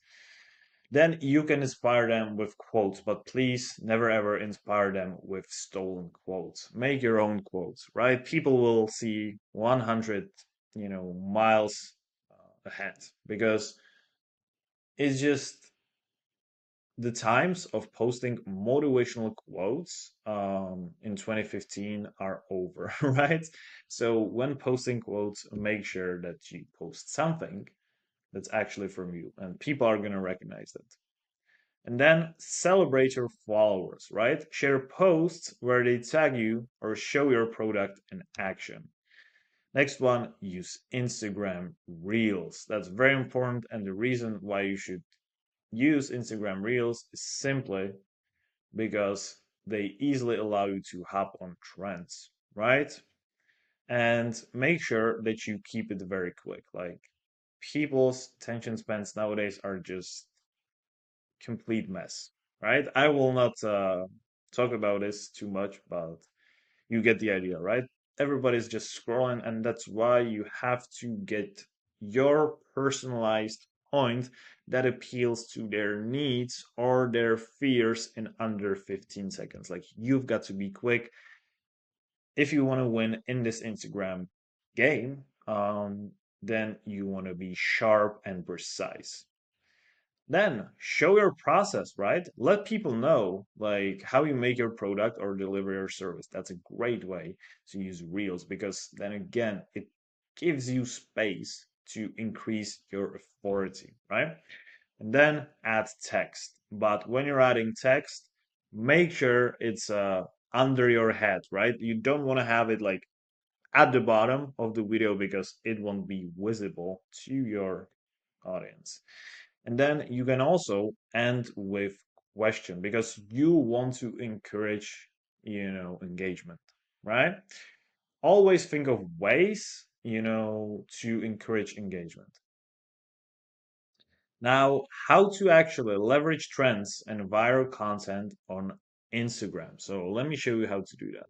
So, first of all, before I start, everything you will hear right now might be against what you originally thought works on Instagram, right? And I'm saying this because this happened to me and this happens to a lot of people. People are trying to be original, they try to reinvent the wheel.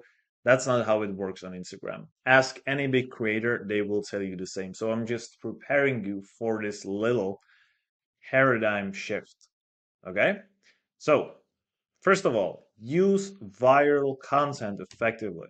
Spot patterns in viral posts, right? Look at 10 viral posts in your niche. What's common? Is it humor, emotional appeal, or a certain style? And how to find viral posts? Very simple. I'm gonna show this to you right now. Now, the way I would do it is a little bit different than what other people tell you, but essentially, what you want to do, you want to go on YouTube and you want to go for content creators in your niche. You want to find good, established channels, right? So let's just say how to make money online, which is like the big topic, right? In 2025. And based on these most viral videos and people who have got, the most views, right? Then you go into these people's, uh, accounts, and then you simply go to the bio, to their bio, to the description under the video. Then you go to their socials. Let me just see. Then we click on the Instagram and let us see what they have. And as you can clearly see, I can see, he's got 350K followers, a lot of likes on his posts, which is great. Just follow him, you know. And I would do this for like, to not get overwhelmed, I would do this for like 20 people and just try to spot patterns within what they're doing when it comes down to their content. Okay? Look at their hooks, the length of their videos, the format of their videos, and obviously on the delivery, right? And that's pretty much it. And just try to make same content as them. That's pretty much that in a nutshell. By the way, you can also do the same thing on the Instagram. However, I like to do this more because I feel like if you're on a YouTube, right, and if you have like 100,000 followers, then I feel like your brand is more established than if you had 100,000 followers on Instagram, because growth on Instagram, in my opinion, is way easier than on YouTube, right? And like if this person can make it on YouTube, then they most probably are going to have followers on the Instagram, right? Because that's just easier. So that's just what my opinion, right? Right. So you basically recreate the magic as I told you, and also make sure to use trending audio, right? If you go to Instagram's reel sections on your phone, you can easily find trending sounds, right? And how you discover these trending sounds, you simply go through the reels of, the people that you started to follow, right? And then you want to make sure you add a little twist. Just make sure you add your personality, your style into it, but don't try to reinvent the wheel too much. I'm talking about the delivery of the content, right? The way you speak, the way you present yourself. Add a little twist to it so that you can differentiate yourself from the rest, but make the format of the content the same, right? So yes, and again, use clear calls to action, avoid being smart, just be simple and to the point. Now, the next thing you should do is to definitely jump on trends quickly, right? Make sure that you daily trend check, right? Spend at least 5 minutes each day exploring Reels or the Explore page, right? And that's pretty much if you're on your phone, right? And if you go to your search bar, right, which is like at the bottom, then you just click on it and then you see all the recommended reels, right? That's the explore page. And make sure you scroll through that page 5 minutes every single day. And the most recommended videos are obviously the ones that are trending right now. You can get inspired from them as well. And after you spot the trend, make sure you act fast. Now, the next thing you can do is to tag trending accounts. If it's appropriate, tag influencers or accounts related to the trend. And then last but not least, measure the performance. Again, use insights to see if the trend brought in more engagement or followers than your regular posts. Now, the next thing you can do is to collaborate with trending creators, right? And you do that by identifying micro influencers. What you should do specifically is to look for creators with like 10 to 50K followers max who actively engage with their audience. Next thing you should do, you should offer them value, right? Either you can send them free products or collaborate on content that benefits both of you. Then the next thing you should do is to co create content, right? You should work on a reel or post together that combines your expertise with their creativity. And then what you can do is you can share behind the scenes, right? You can document the collaboration to share extra content if, the influencer likes it, obviously. And then again, you analyze the data and the impact it has on others. Next thing you should do is to create viral worthy content. The way you do this is very simple. You should try it. It works. First thing that you need to do is to solve a problem fast, right? Share a 10-second hack or tip related to your niche. Example, 3 ways to keep your candles burning longer. Then emotionally charge these posts.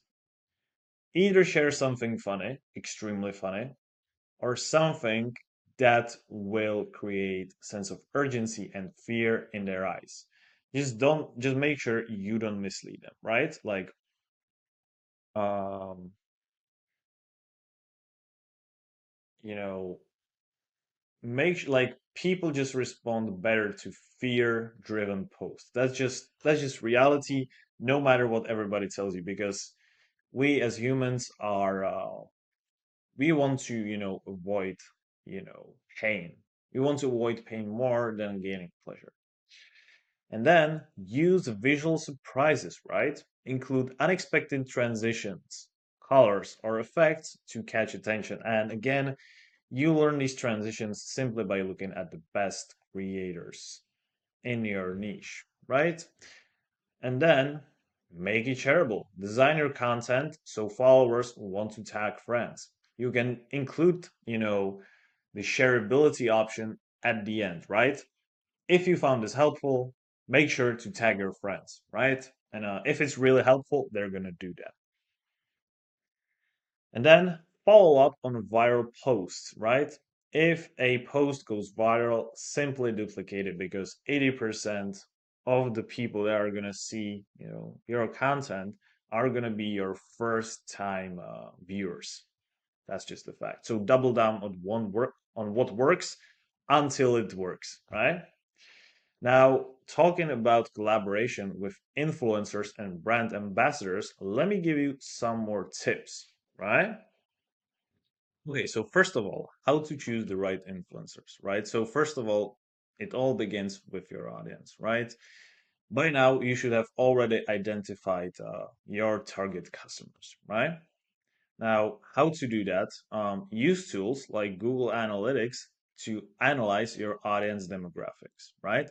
Then the next thing you should do is to research potential influencers, right? Find creators who share your audience's interests and values. So, for example, you can use platforms like Upfluence or Aspire IQ to search for influencers by niche and follower counts. Then check the engagement rates. A large follower count doesn't guarantee influence. Look for influencers with high engagement, likes, comments, shares, right? If you've got influencer who's got 1 million followers and 1,000 likes on his posts, that means 1% engagement rate, which is absolutely terrible, right? So it's better to have a person who's got 10,000 followers and like 500 likes, which is, like 5% than that one, right? And like I've said, ideal metric is 3 to 5% engagement rates. Then review content style. Ensure their posts align with whatever you want to post, with the style, with your values and stuff like this. Then evaluate authenticity. That's very important. Focus on influencers who genuinely want to help their audience and who interact with their audience. Don't connect yourself with people who are just shady. I'm going to be very honest with you. It's not worth it. Right. So, practical steps to start collaborating. So, first of all, set clear goals. Define what you want to achieve. Do you want to achieve brand awareness, sales, content creation, new leads? What is that you want? Second, reach out professionally. Send a personalized email or direct message explaining why you want to work together. Now, I highly recommend you to use Claude for this, because this is like the best writing AI, and it will help you a lot and it will save you time. And then just create like 5 templates for DMs, to reach out to Instagram influencers. And after that, you're pretty good to go, right? Then provide an incentive. Offer fair compensation, whether it's monetary payment, free products, or affiliate commissions. So, for example, we offer $500 per cost or a 10% commission on sales. Next up, set expectations. Clearly outline deliverables, deadlines, and usage rights for any content created. And last but not least, track performance. Use tools like Bitty or UTM codes to measure click, sales, or traffic from influencer campaigns. Now, here are some of the biggest mistakes to avoid. First of all, don't choose don't choose, solely based on follower count, and we already covered this. Next one, lack of research, because you don't want to be rushing into partnerships without reviewing an influencer's history and audience, right? Red flags is controversial past behavior or inconsistent posting. Watch out for that. Ignoring contracts. Always have a written agreement covering expectations, timelines, and payment. The best way, to like prevent any conflicts from happening is to set clear expectations and like really clear, right? Meaning everything is laid out as specifically as it can possibly be. Okay. Now, next one is micromanaging creators, right? Because influencers know their audience best. So provide guidelines, but allow creative freedom, right? Instead of dictating every detail, share your goals and let them craft their message. Because, like I've said, they know their audience the best. Then, the next one is failure to measure results. Because without tracking metrics, you cannot determine campaign success, right? Like if you don't know numbers, you don't know nothing, right? So use analytic tools to monitor ROI and adjust your approach accordingly. Now, here are the next steps for your brand. So, first of all, create a target influencer list. Identify 10 to 15 influencers who align with your audience and goals. Action. Use Instagram hashtags or TikTok trends to discover potential partners. Next one. I've already told you this. Draft outreach templates. Have at least 5 of them. Next one, develop campaign guidelines, right? Outline these things. Outline your objectives, preferred content styles, and key deliverables you want in the content. Next one, set a budget. Determine how much you can invest in influencer collaborations. And then based on that, also, like if you have, if you can offer like $100 per post, you cannot expect to work with people who have got like 200,000 followers, right? Like, so you need to be thinking strategically. And then based on your budget, you also decide what are your target influencers, right? And next one, launch a test campaign, right? You have to have you have to start small because you don't want to be given $1,000 to influencer, then they just waste your budget, run away with your money, and you pay these $1,000 just to discover it doesn't work, right? So what you want to do is you want to invest small, start with small influencers, and then as you get more experience, you want to expand, to people, to higher paying people with more experience on your side as well, right? All right, guys. So in this lesson, we have covered how to grow your audience on Instagram. First of all, we covered, how to identify your target audience. We covered strategies for how to actually grow organically on Instagram. We also covered how to leverage trends and viral content. And we also, talked about how to collaborate with influencers and brand ambassadors. So with that said, in the next lesson, we are going to go over Instagram stories and highlights, which, by the way, are extremely important part of your business if you want to, let the whole world know what you're doing. Because if people don't know you exist, you basically are not present to them. And Instagram stories and highlights are one of the best ways to actually, go over that. So, with that said, talk to you guys soon in the next lesson, and let's do it. All right, so Instagram stories and highlights, aka the next puzzle of the entire Instagram marketing picture. So, with that said, let's get right into it. So, First of all, here is what we're going to cover today in this lesson. So, first of all, we're going to cover creative ways to use stories for engagement. We are going to cover how to add polls, quizzes, and stickers for interaction and what to do inside of them. Also going to cover highlights to showcase key content, and then we are going to cover how to analyze story insights to improve performance. Now, as always, this is the most important video in the entire course if you came here. So watch the entire video, don't skip, don't fast forward. And pro tip, as always, if you want to save yourself some time, watch the video in double speed. So, creative ways to use stories for engagement. So, first of all, show behind the scenes content, right? What I mean by this? I mean super simple things like sharing real unscripted moments from your business operations.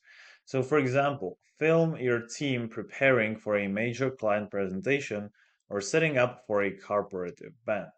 Use captions to explain what's happening and why it matters. For instance, here's how we prepare for flawless client meetings. Add quick tutorials. Show how your product is used or how your service works behind the scenes. Highlight the tools or people driving your business success. Meet David, our top strategist, ensuring your campaigns excel. Build suspense. Tease upcoming launches by showing small, intriguing details. Sneak peek of our new service offering. Stay tuned, right? So, super simple stuff. Now, what else can you do? You can also tell a micro story with a clear beginning, middle, and end, right? So use free frames. These are the ones. So first of all, start with the challenge your business faced, show the process to solve it, and end with successful outcome, right? You can do that either by free stories or by longer one. Again, test what works the best, right? Next thing you have to keep in mind is to keep it relatable. Share everyday business scenarios like ever struggle with client onboarding. Here's how we streamline it, right? And also make sure to include visuals that support each stage of the story. So, for example, a before and after shot of an office space transformation you managed for a client. Also, make sure to use text overlays to guide viewers through each step. However, don't overload your stories with text. Okay? You can also add an emotional hook, right? Inspire trust by sharing how your services solved a real problem for a client. Now, you can also feature something that's called UGC, aka user generated content, which basically means client testimonials, client reviews, and stuff like this. Why you should do that? Because this builds trust with the audience that doesn't know about, that doesn't know about you too much, right? And you can showcase these reviews that they, gave you from using your products. Create a success story series as one of your highlights, right? Highlight client achievements. So, for instance, how Sarah scaled her business with our marketing solutions. Encourage participation, right? Tag us in your story for a chance to be featured, right? Or just tell them like, hey, if you had, similar win, or if this resonates with you and you had, similar success, please tag us. We are going to give you something for free, right? Or something like this. And also use polls or stickers to ask for content ideas, such as what's your favorite way to use our services? What do you like the most? What would you make better about it? Like, be open minded, right? Also, make sure to thank contributors by tagging them and adding fun stickers or emojis to show appreciation. And like I've said, even in some cases, if you've got some kind of free resources, then that's the best time to be the most efficient, right? Next up, create interactive story sequences. So, First of all, post a challenge, right? Can you spot the productivity hack? Swipe to see the answer. Build curiosity with a what happens next story type, right? Show a surprising reveal in the following frame, like a before and after of a successful marketing campaign. You can also share a step by step guide, asking viewers to guess the next step at each stage.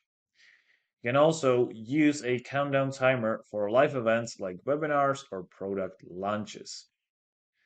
You can also add tab to reveal effects by hiding text under stickers, encouraging viewers to interact, right? While doing this, all of this works, right? But while doing this, make sure that you make it super simple to understand. Like, don't be fancy with the way you express yourself. Like, don't try to be smart. Don't use jargon. Doesn't work, right? Be simple. Click here to reveal, this answer. Very simple. Next one, obviously, humor and memes, right? You can even add funny captions to your business related images or videos, right? Next, you can use trending memes to connect with your audience, right? If Monday morning meetings were a person, that's a great one, right? Share lighthearted moments from your workplace, like team bloopers or funny interactions. Also, make sure to personalize memes to fit your industry and audience, right? Majority business owners use, the notoriously and famously known TV series The Office for their memes because that's very, very relevant, right? Also, what you want to make sure is that you want to balance humor with value, right? Because you don't want to overdo this. So, like, don't try to become a comedy club. Like, you want to, like,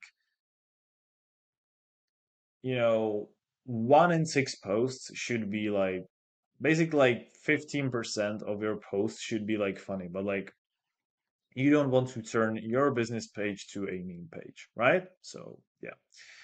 Now about polls, quizzes, and stickers for interaction, right? So, why you should even use polls? You can first of all, you can use polls to understand your audience, and we already talked about this, right? Ask this or that questions tailored to your industry. Do you prefer video or written content for training? Use polls for service feedback. What's more important to you, speed or quality? Make polls fun and engaging. What's the ultimate office snack? Coffee or donuts? Pair polls with visuals to grab attention. So, for instance, choose your favorite campaign design alongside images. Use responses to guide your service offerings or content strategy. Like I've said, Alex Ramosi did this before. He launched his 100 million leads book. And basically, the reason why this book is called 100 million leads is because his audience had decided, and this is also why it's so popular because he appeals to his audience's needs in the purest form possible. Next thing you can do, you can incorporate quizzes for education and entertainment, right? So, like, you can create simple personality quizzes, right? Like, what type of entrepreneur are you? If you are this type of entrepreneur, then you're going to be successful based, on the research that was done back in 2023. Do you want to do you want to anticipate or do you want to like participate, sorry, in this quiz, something like this, right? We can also make learning interactive with this kind of thing, right? You can say like, do you know the best time to post on social media? Swipe up to find out. You can also reward participants with results they can share. You can also share results in real time to spark curiosity. Most of you guessed B, but the answer is C, reveal why. Relate quizzes to your services. That's very important, right? So, because if you can somehow relate your quizzes, let's say, right? Let's say you're offering a marketing course or whatever, right? And You ask them some kind of question, and if they, answer these questions, like if they answer some type of answers, then you tell them, based on this quiz, you are the perfect fit for this and this. This is why, you might be a great fit for our course. If, are not looking for anything serious right now, at least here's your free gift, and you can give them, a freebie, which is like a free value in exchange for email, or you can then pitch them for your course or anything, basically, your service, your product, whatever else you're offering. Now, the next thing you can use is to use question stickers for feedback or fun, right? So you can ask your audience for advice. What's your go-to productivity tool? Then you can encourage questions about your expertise. Ask me anything about scaling your business. I'm looking to help, you know, five new coming entrepreneurs make at least 5K per month. Collect suggestions for future content, right? Basically tell them like, hey, did you find this valuable? If so, what do you want to learn next? Be very upfront about it, right? Also, make sure that you share user responses with personalized replies. Don't let robots, answer the questions. I would rather, if I were you, I would rather answer fewer questions and make them personalized because everybody is going to see it. And so, yeah, this is why I would do it. Next one, experiment with emoji sliders, right? Use sliders for quick, fun feedback. How excited are you about our next webinar? By the way, this could also give you like a sort of feedback because if a lot of people engage with this, that first of all means that you are creating a content that's relevant and relatable to your audience. And next, which is very, very important, is that if there are positive reactions, that means you're doing something right. However, if the situation is opposite, you need to have a look at what caused the problem, right? What you also want to do is that you want to add visuals that match the slider's tone, right? For example, a light bulb emoji for innovative ideas. Now, also, what you want to do is that you want to keep sliders simple and visually appealing with bright backgrounds, right? Or with dark backgrounds, but with white text.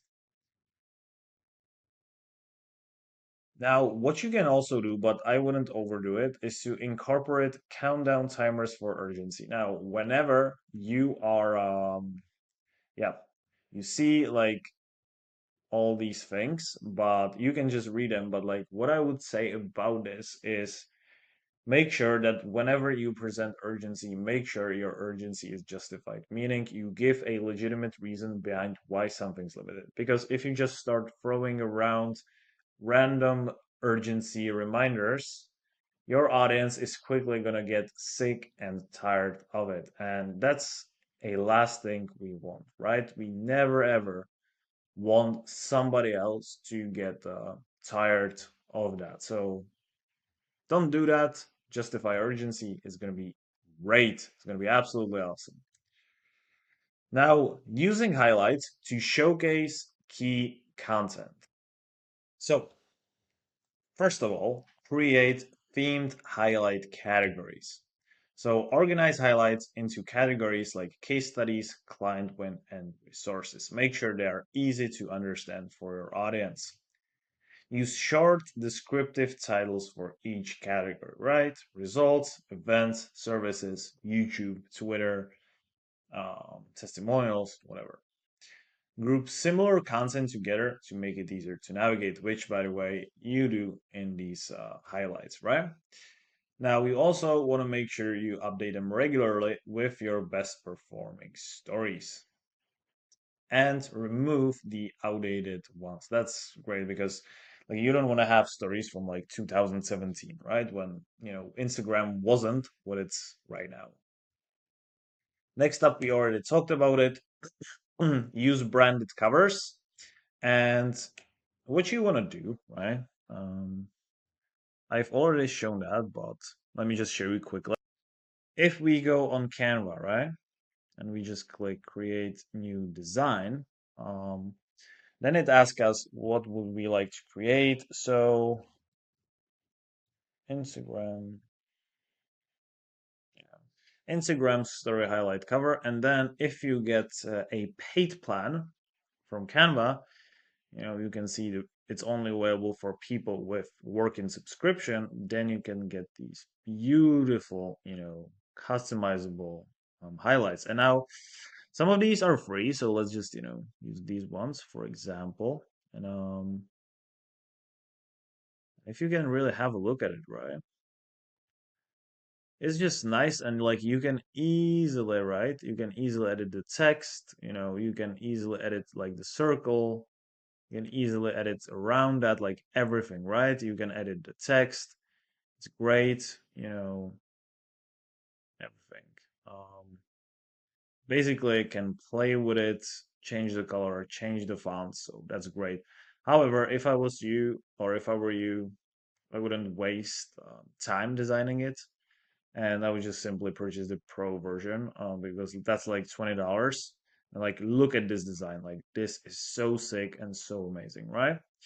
Or this one, which by the way is free. Like this is absolutely amazing, right? And like you can use this if you have a fitness business. Absolutely awesome, right? So yeah, that's pretty much that and how I would go about this. What you also want to do, you want to make sure that you highlight customer testimonials. That's like very important because with your Instagram page, you want to make sure that you build credibility and trust, right? Use quotes, videos, or screenshots of testimonials. Obviously, the more videos you have, the better it is because that's the most real form of content. So that's pretty much that. You also want to make sure that you organize it by service type for easier reference, and you also want to make sure that you add a call to action in each story, such as swipe up to learn more. And you also want to make sure that you regularly update with fresh, relevant reviews. Next thing that you want to do, you want to showcase tutorials and tips, which, by the way, is another potential section of your highlight, right? So use step-by-step instructions with clear visuals. That's very important. Group similar tutorials into one highlight. So, for example, marketing tips, email writing tips, funnel tips, you know, tips for small businesses, stuff like that. And yeah, you have to use engaging visuals to hold attention. I wouldn't honestly like use animations, but I would just like make it super simple, right? And you want to make sure you end it with a clear call to action that has a clear action to your audience, right? Now, how to analyze story insights to improve performance. That's very important, right? So, as I've shown you, highlights, you have already seen that, right? Right now, what I'm going to tell you is what to focus on, right? So, first of all, what you need to focus on is reach and impressions. So, first of all, check how many people saw your story and how often it was viewed. The people that saw your story is the reach, and how often it was viewed are impressions, right? Now, you want to make sure you identify patterns in high performing stories. And then, when you identify these patterns, you want to make sure you just replicate them throughout your stories, right? Because you want to have all these stories like the one that stood out. Also, make sure that you experiment with timing. Post during peak activity hours based on insights because insights are going to show you when your followers are, the most active. And then based on that, you can post when they are the most active and then you can compare whether that piece of content performed better, worse, or the same, right? And if it performed better, you're obviously, going to post at these times. If it performed worse or the same, you're not. And what you also want to make sure, like, compare the types of content you post, right? What you want to do is, like, after you post your first, let's say, 50 posts, you want to make sure that you see patterns in what resonates with your audience the most, right? And this is pretty much that. Now monitor tap forward and tap back rates. So tap forward, what this even means? Too high means viewers might find your content boring or overly long. Tap back means that it indicates interest. They might want to reread or rewatch, right? Because if they tap back, basically means they want to see it again, right? If they tap forward, they just don't care. Now, one big tip I can give you, if you have a video that you feel like is very valuable and like you're 100% sure about that and you don't understand how, in the world could this happen to you, then what you can do is to simply make the content shorter. This is like a great upgrade that doesn't cost you too much of your time, but I feel like can help you quite a lot. So try it. It's worth it, right? Now, after that, you simply analyze what holds interest. Because you can see that people, for example, tap back on detailed strategy breakdowns. Also, make sure to add hooks at the start to keep viewers engaged, which that's the biggest basic, right? Next up, next thing, you want to make sure that you monitor our completion rates. So look at how many viewers watched your story up until the end. Low completion rates suggest your story may be too long or irrelevant. So, like I've said, if there are two scenarios, right? Your video is either too long, which we covered 10 seconds ago. Second thing is that it might be irrelevant, and that's like a big problem because you have to know what is your target audience. And if you even don't know who you're serving, then you will be lost because if you don't like it's the same thing, right? I'm from Czech Republic, right? And like if I was serving Czech food to Americans, I don't know if they would like it, right? So like and the same thing goes the other way around, right? Like if if I don't know if they're gonna like it, why would I serve it to them? Why wouldn't I just, make a nice burger and fresh fries and like Coca-Cola and give it to them knowing they will love it, right? Like this is what you have to do with your content. So make sure it's relevant. Um, Also make sure you don't like fluff around and like don't just like talk nonsense around too much because the filler content is what like kills your reach. Okay. Also, make sure to keep a logical flow so viewers stay interested throughout your stories and throughout your highlights. Also, make sure to test different formats. And last but not least, use engagement metrics to refine content, right? Track sticker taps, poll responses, and quiz participation. Focus on replicating stories with high interaction rates, right? This poll got 80% participation. Let's try more like it. Also, make sure that you identify underused features and test them with fresh content. And also, make sure you encourage replies by asking engaging, open ended questions. Now, last but not least, you want to make sure that you adjust strategies based on your insights, right? So stop using features with low engagement like certain stickers. If you just see something doesn't perform, just completely throw it out of the window, right? Don't waste your time with it. And the same thing applies to the opposite. Double down on popular content types, right? Experiment with new approaches based on the audience behavior. Like your audience should dictate what you post. I know it sounds crazy, but if you want to make a lot of money with Instagram, this is the way to go, right? And yeah, just like I've said, like make data informed decisions, right? If polls show that people want to know more about how to get leads, for example, just like make your content about how to get leads. Very simple, right? And also make insights a regular weekly part of your strategy.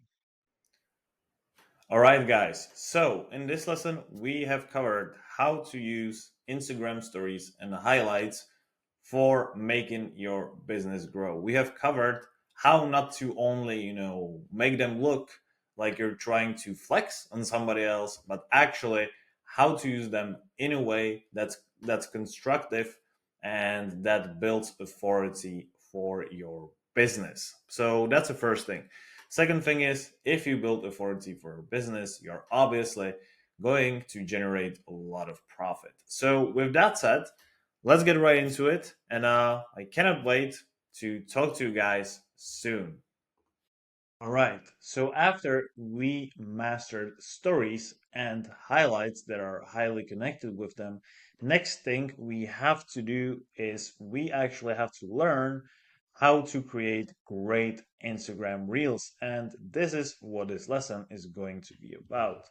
Now, here's what we're going to cover today. So, we're going to cover how to create engaging and shareable short videos. I'm also going to teach you how to use training audio and effects for better reach. And then I'm going to give you some tips for optimizing reels to make sure your posts are discovered by as many people as possible.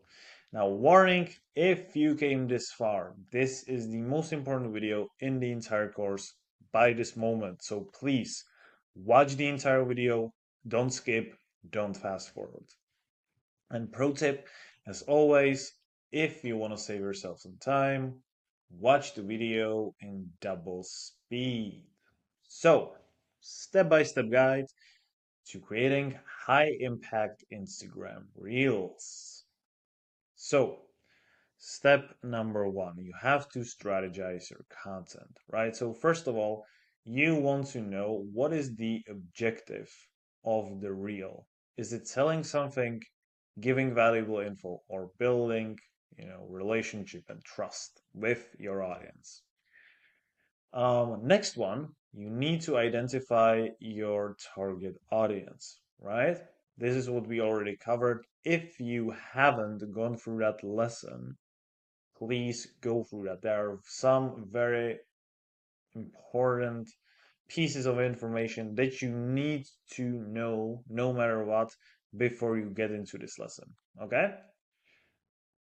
Next one, you have to research trends. These are the basics, right? I've already told you how to, research trends. Make sure you do that. Come back to that lesson. Search for other creators, other popular creators in your niche, and then, model your content in the same way they do. Next thing you should do is you should storyboard your reel. So break it into three parts: hook, which is the attention grabber, then content, which is the core message, and CTA, which is the call to action, right? Now, for example, right? Um, for an online course, it could start with a question, right? Struggling to learn coding, that's a hook, right? That clearly calls out the main problem. And then you demonstrate a snippet of a lesson, right? So like a snippet of, what you're about to learn, and then you end with sign up for today, right? And very important thing you want to do is that you want to make sure that you only focus on one idea at a time, that you keep it as simple as humanly possible. Okay, like this is the most crucial thing. Like, no matter what you do, no matter how you do it, you gotta just keep it simple. Okay, so that's what I would do. Um, so, yes. Next up, record high quality footage, right? So, first of all, Choose a clean, well-lit space. Use natural light or ring lights to enhance clarity. Now, you can get ring lights for as little as $30. So it's it if you think it's all about money, it isn't. It's just about optimizing your space and following these simple steps that other people feel like are not good enough, but in reality, trust me, majority of people don't follow them. And this is why, stuff like this happens. And people, because they don't follow basics, then their reels don't perform well. Shoot in short clips. That's a very important thing. When you're creating content, right? You want to make sure your content is as sharp as humanly possible. And if you're shooting a 30-second video, there's no way you can be sharp like throughout the entire 30 seconds, right? So this is why you should like shoot your hook, then the main promise, and then the call to action, right? This is simply because, like I've said, sharpness and efficiency of delivery are the most important parts when it comes down to your business, right?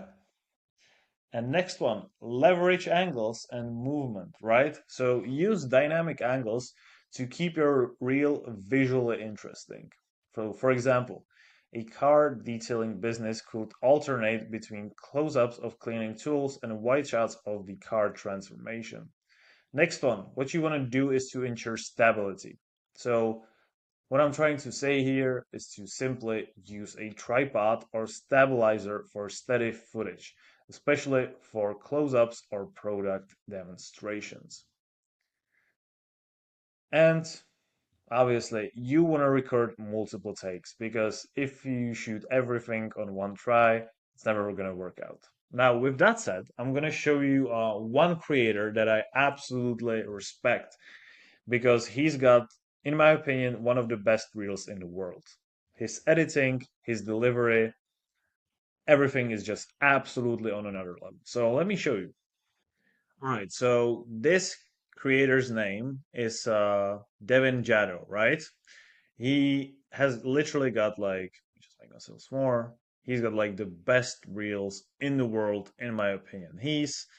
If you look at his stats, he's got the biggest average views on a video from all the Instagram marketing gurus today, which is absolutely crazy. His videos are absolutely amazing. I'm not sure if I can like show you sound, but like you see, like if you see it, if you look at his videos, it's just the editing is absolutely amazing. His delivery is absolutely amazing. Like his videos look so cool. And like if you really study his content, you can get so much out of it. And like if there would be one person to study, the alchemy of reels from, then it would be this guy. So I'm just letting you know about this because I'm honestly like impressed by this guy. He's got impressive numbers, impressive, visual like coherence. If you look at this, he's just got this, purple background, like this, you know, RGB light background, and it's absolutely awesome. So yeah, I'm just recommending you this guy if you want to see how real looks like in real life. Go to this guy's. His name is Devin Jado, and he's got 133 posts, 321,000 followers. Now, let's just talk about editing, right? So, we're back in the presentation. So, first of all, import and arrange clips, right? So, after you're done recording, like I've told you to do, then you can use Instagram's built-in editor. And if I'm being completely honest with you, when you're just starting out, it's way easier to edit on the Instagram than in some kind of software, right? But like if you're just beginning, you can play with simple effects, simple transitions, and then as you progress more and more, you can use InShot or CapCut, which in my opinion are really easy editors to use for beginners when it comes down to Reels. And by the way, this guy, Devin Jado, edits his videos in CapCut, or his editor edits his videos in CapCut, right? Next thing you should do is obviously to trim and align, right? Next thing, like just cut out unnecessary parts and only pick, the best, parts of each one of these videos and literally just cut out all the fat, right? To ensure that when you piece these puzzles together, that the transitions are smooth, right? Next up, you should add text and captions. Now, for this one, just make sure that you use clear, bold fonts to emphasize key points, right? So, for example, an e-commerce business might add 50% off today at the beginning. And then last but not least, incorporate trending audio, right? So that is pretty much that. Now, how to actually maximize your engagement? You do that with something called smart posting, right? And you do this by crafting a catchy caption first. So, what you want to do, you want to combine a question, a value proposition, and a call to action. And let me show you an example again from Devin Jado himself. Okay, so if you look at one of his captions, right, I want you to just read this with me. Here is a value proposition, and then at the end, you have got the call to action, which, by the way, isn't you doing something else, right? Like clicking on this link or whatever. His call to action is actually within the video itself, right? But in the caption, he also has got, a call to action, indirect call to action. So, look, if you want to get more views on Instagram, then you need to use the Devon zone. Now, what is great about this? First of all, clear value proposition. And then he tells you you need to use the Devon zone. But what the Devon zone means, you might be saying. And this is exactly why you are going to keep on reading, because he basically promises you something and then he gives you solution, but you don't know what the solution is. And therefore, you are going to want to know more about that, right? This video gives you This video gives you, as the creator slash influencer and your video editor, some of my best social media pro editing types. If you follow these editing tips and use the Devon Zone in your video, then your IG Reels will 100% become easier to watch and get more views. This applies to all videos filmed vertically. So stop asking the question how to go viral and start using the Devon Zone in your next short form video. What he did here absolutely perfectly was that he told you the result that he got with this, and that he also told you the results that you can expect from getting this. And then he told you, so stop wasting your time and just use, the Devon zone. And the great thing about it is he told you everything except what the Devon zone is, which, if you think about it, he created, a an authority for this video, which means that people believe that the Devon zone is helpful. However, they don't know what the Devon zone is actually. So for this reason, you will want to watch the video, and this is, what your ultimate goal is. Your ultimate goal is to want to watch the video while after reading the caption, right? So let's get right into the presentation. Now, when it comes down to hashtags, make sure you use them strategically, right? So what we want to do is that we want to mix niche specific and trending hashtags for broader reach, right? So, for example, home renovation tips, which is, broad reach, and then small business owner, which is niche specific, right? Obviously, make sure you post at optimal times, right? Analyze your audience's activity and schedule posts accordingly. And then tag and collaborate. Tag relevant accounts or influencers to amplify your reach. And promote in stories and in DMs, right? Share your reel in Instagram stories which will, increase your reach. And also make sure that you personally share reels with potential clients or collaborators. Now, are you with the sharing the reels through your DMs, you want to make sure that you only share it with people who 100% are going to be interested in whatever you're selling. Okay, so that or whatever you're doing. So with people who've already got good relationships with, such as your previous customers. And step number five, analyze and improve, right? So make sure that you monitor performance metrics. These are the metrics you should monitor. Track views, likes, shares, saves, and comments using Instagram Insights. Now, if you don't know where to find Instagram Insights, I'm gonna quickly show you. So we're at the homepage of Instagram, then we click on more, and sorry, no, we click on dashboard. Um,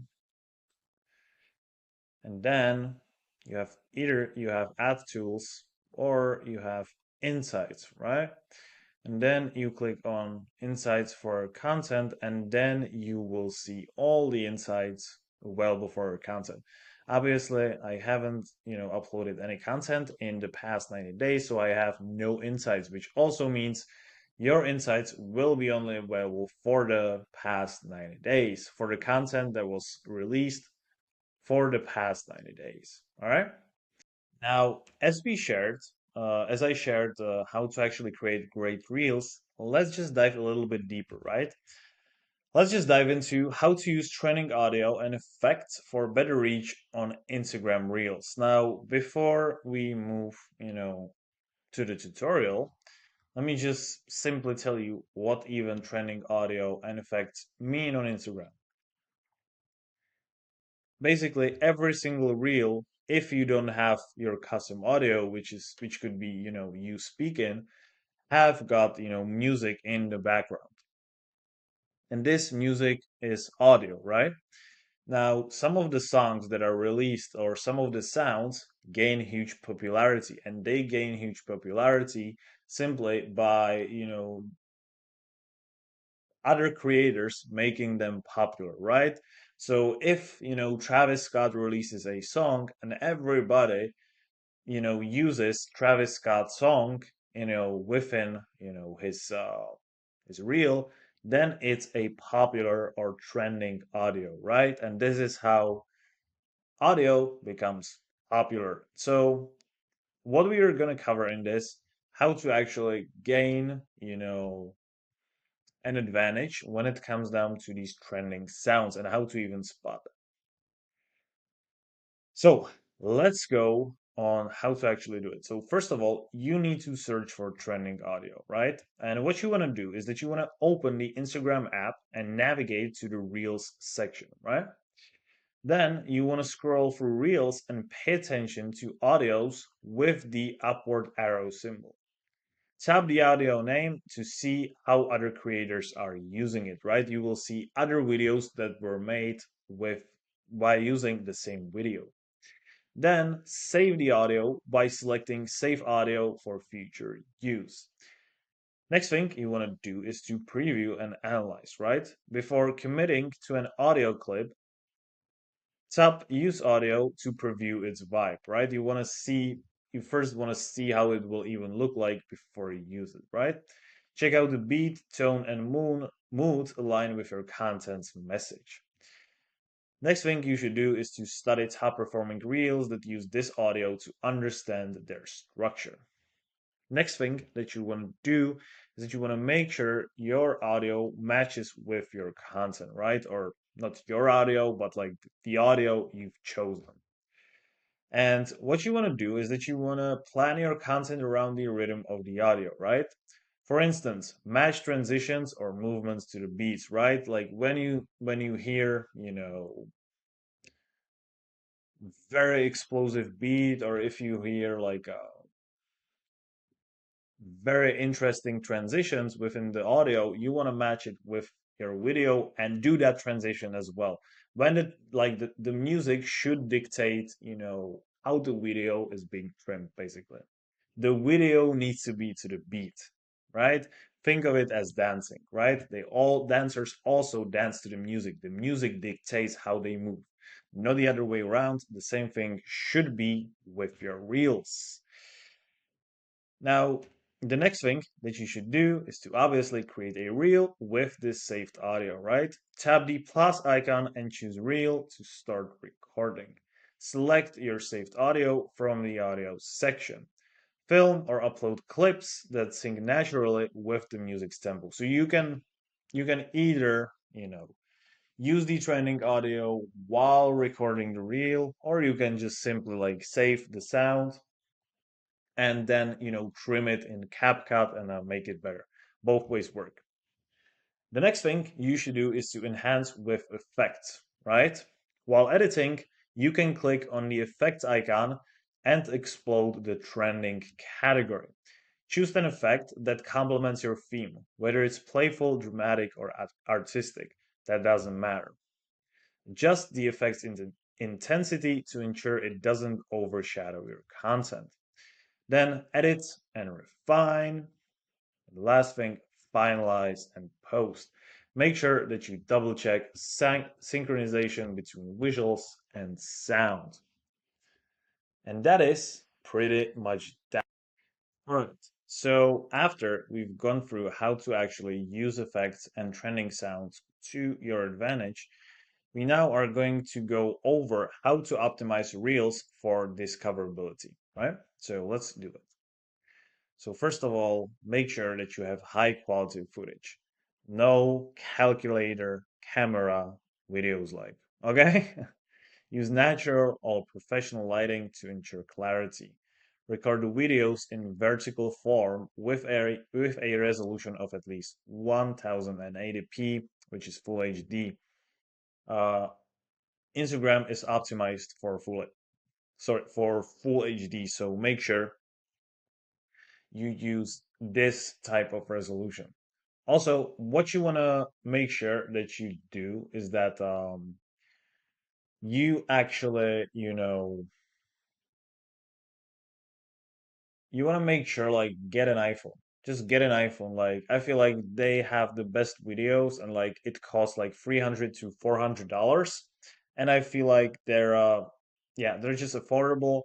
Right now I'm recording this one and I'm using this course with an assistance of iPhone 13. The video quality is great and I'm using it as a webcam as well. I'm telling you guys, iPhones are great for video. Like, if you don't wanna, mess around with like setups and like buying lens, then I feel like iPhones are the best. Also, make sure to avoid shaky footage by using a tripod. Next up, which we already talked about, craft attention grabbing hooks. Use a little bit of your personality to make sure you create great hooks. What you want to do is that like, you want to use metaphors that work great. You can use you can use controversy, like polarizing opinions because that gets attention. You can use benefit driven hooks. You can use fear driven hooks, which is like 3 steps, to make sure, you know, your wife doesn't divorce you or something like. I'm just making this stuff up, but you get it, right? Fear driven hook. Now, what you also want to do, like I've said, you want to include text board overlays to highlight key points or promises, right? For example, this hack will save you hours. What you also want to do is that you want to incorporate keywords and hashtags. So research hashtags with a mix of high and low competition, right? Tools like Hashtagify can help, right? Use keywords in your captions that describe the video's content, right? For example, here's how to edit reels. So you use how to edit reels. Very simple. Make sure to keep it somewhere between 10 or 15 hashtags to boost discoverability. And then maximize engagement with call to actions. Add clear calls to action, such as double tap if you agree, or tag a friend who needs this. Then encourage viewers to share your reel by emphasizing its value. Then, like I've said, optimize posting times. We've covered this already. Next up, what you want to do, leverage captions effectively, right? Write concise, engaging captions that complement the video. We have gone over that. Make sure you rewind this like 7 minutes or 10 minutes earlier. I've shown you one of the best captions by one of the best content creators, Devin Jado. Go check him out. And next up, and the last one, test and learn, right? You have to just experiment because a lot of times you might think something will perform good, but the truth is it doesn't. And after you release some kind of content that you know will, that you like, are 100% sure won't perform well, then, just explodes and you just gone viral, right? Now, engaging the audience. How to engage the audience. How to make the, content fun. So first of all, make content relatable. Share real life stories or example in your reels or use metaphors and use super simple terminology to describe whatever you're talking about. Don't use fancy words and jargon. Also, you want to make sure that you address common pain points or questions your audience has and solve it for them. Next up, you want to make sure you encourage interaction. Post direct questions in your captions or video, such as what's your go to hack? Use interactive stickers like polls or quizzes in accompanying stories. Next up, you can collaborate with influencers, right? You can partner with creators in your niche to tap into their audience, which obviously will then give your audience a huge boost because other people will discover you.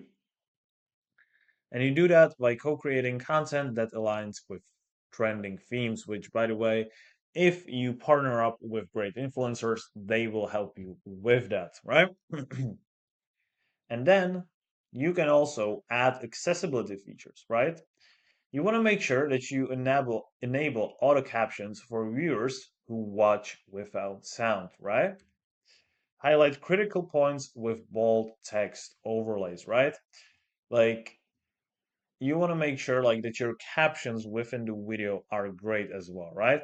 If you use CapCut, the CapCut has got an automatic caption, generation tool that basically automatically generates caption for you and your video. And last but not least, A/B test the content. That's the most important thing. You put two almost identical, pieces of content next to each other, and you just test which ones perform the best, right? And you do that by slightly changing one or maximum two elements of the video. And then based on that, you will see what works the best, right? So if you have one video, for example, what you want to do is that you want to change the headline, right? Or you want to change the title, or you want to change the hook, right? Or you want to change the call to action, like test different variables. Now here are just, for the end of this lesson, I'm just going to give you some tools for enhancing reels, right? So first of all, editing apps. Here are some apps that are absolutely amazing for editing. First one is InShot. It's easy to use app for basic editing and transitions. Then CapCut.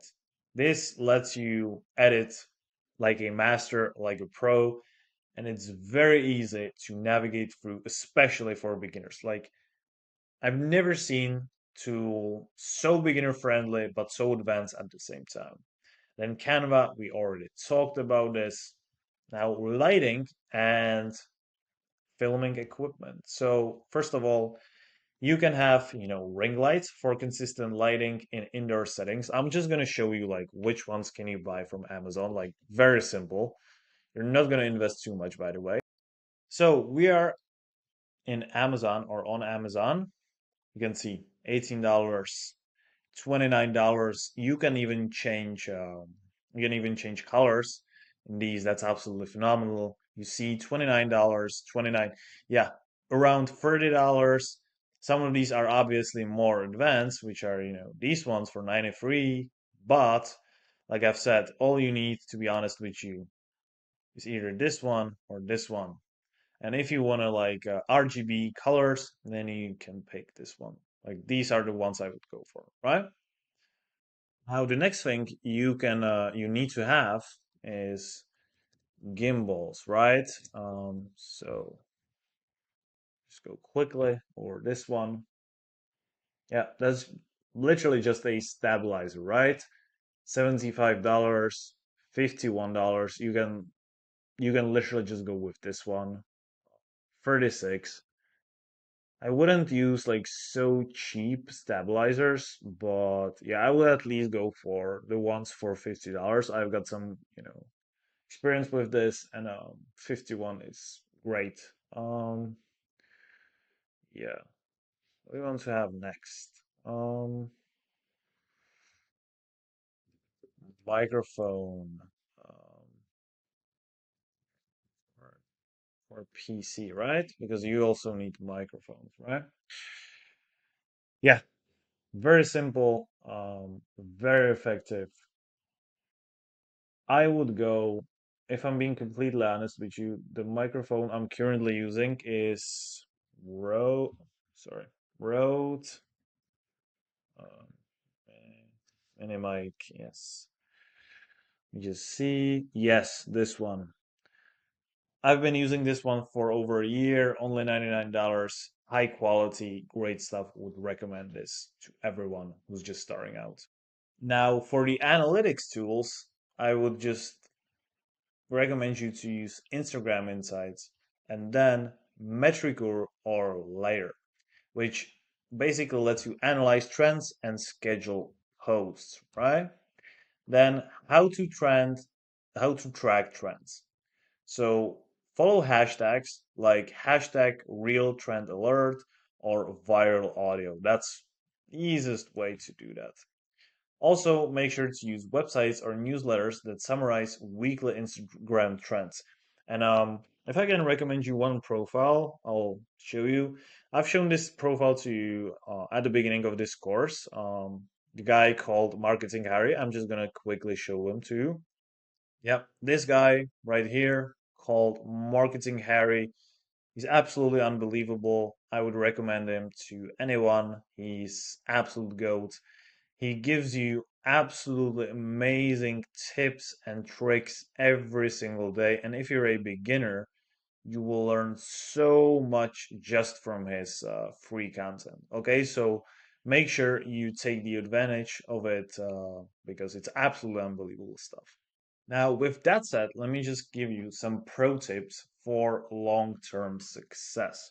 Right? So first of all, everybody talks about consistency, but it's just true, right? Set a regular posting schedule. For example, 3 to 5 reels per week.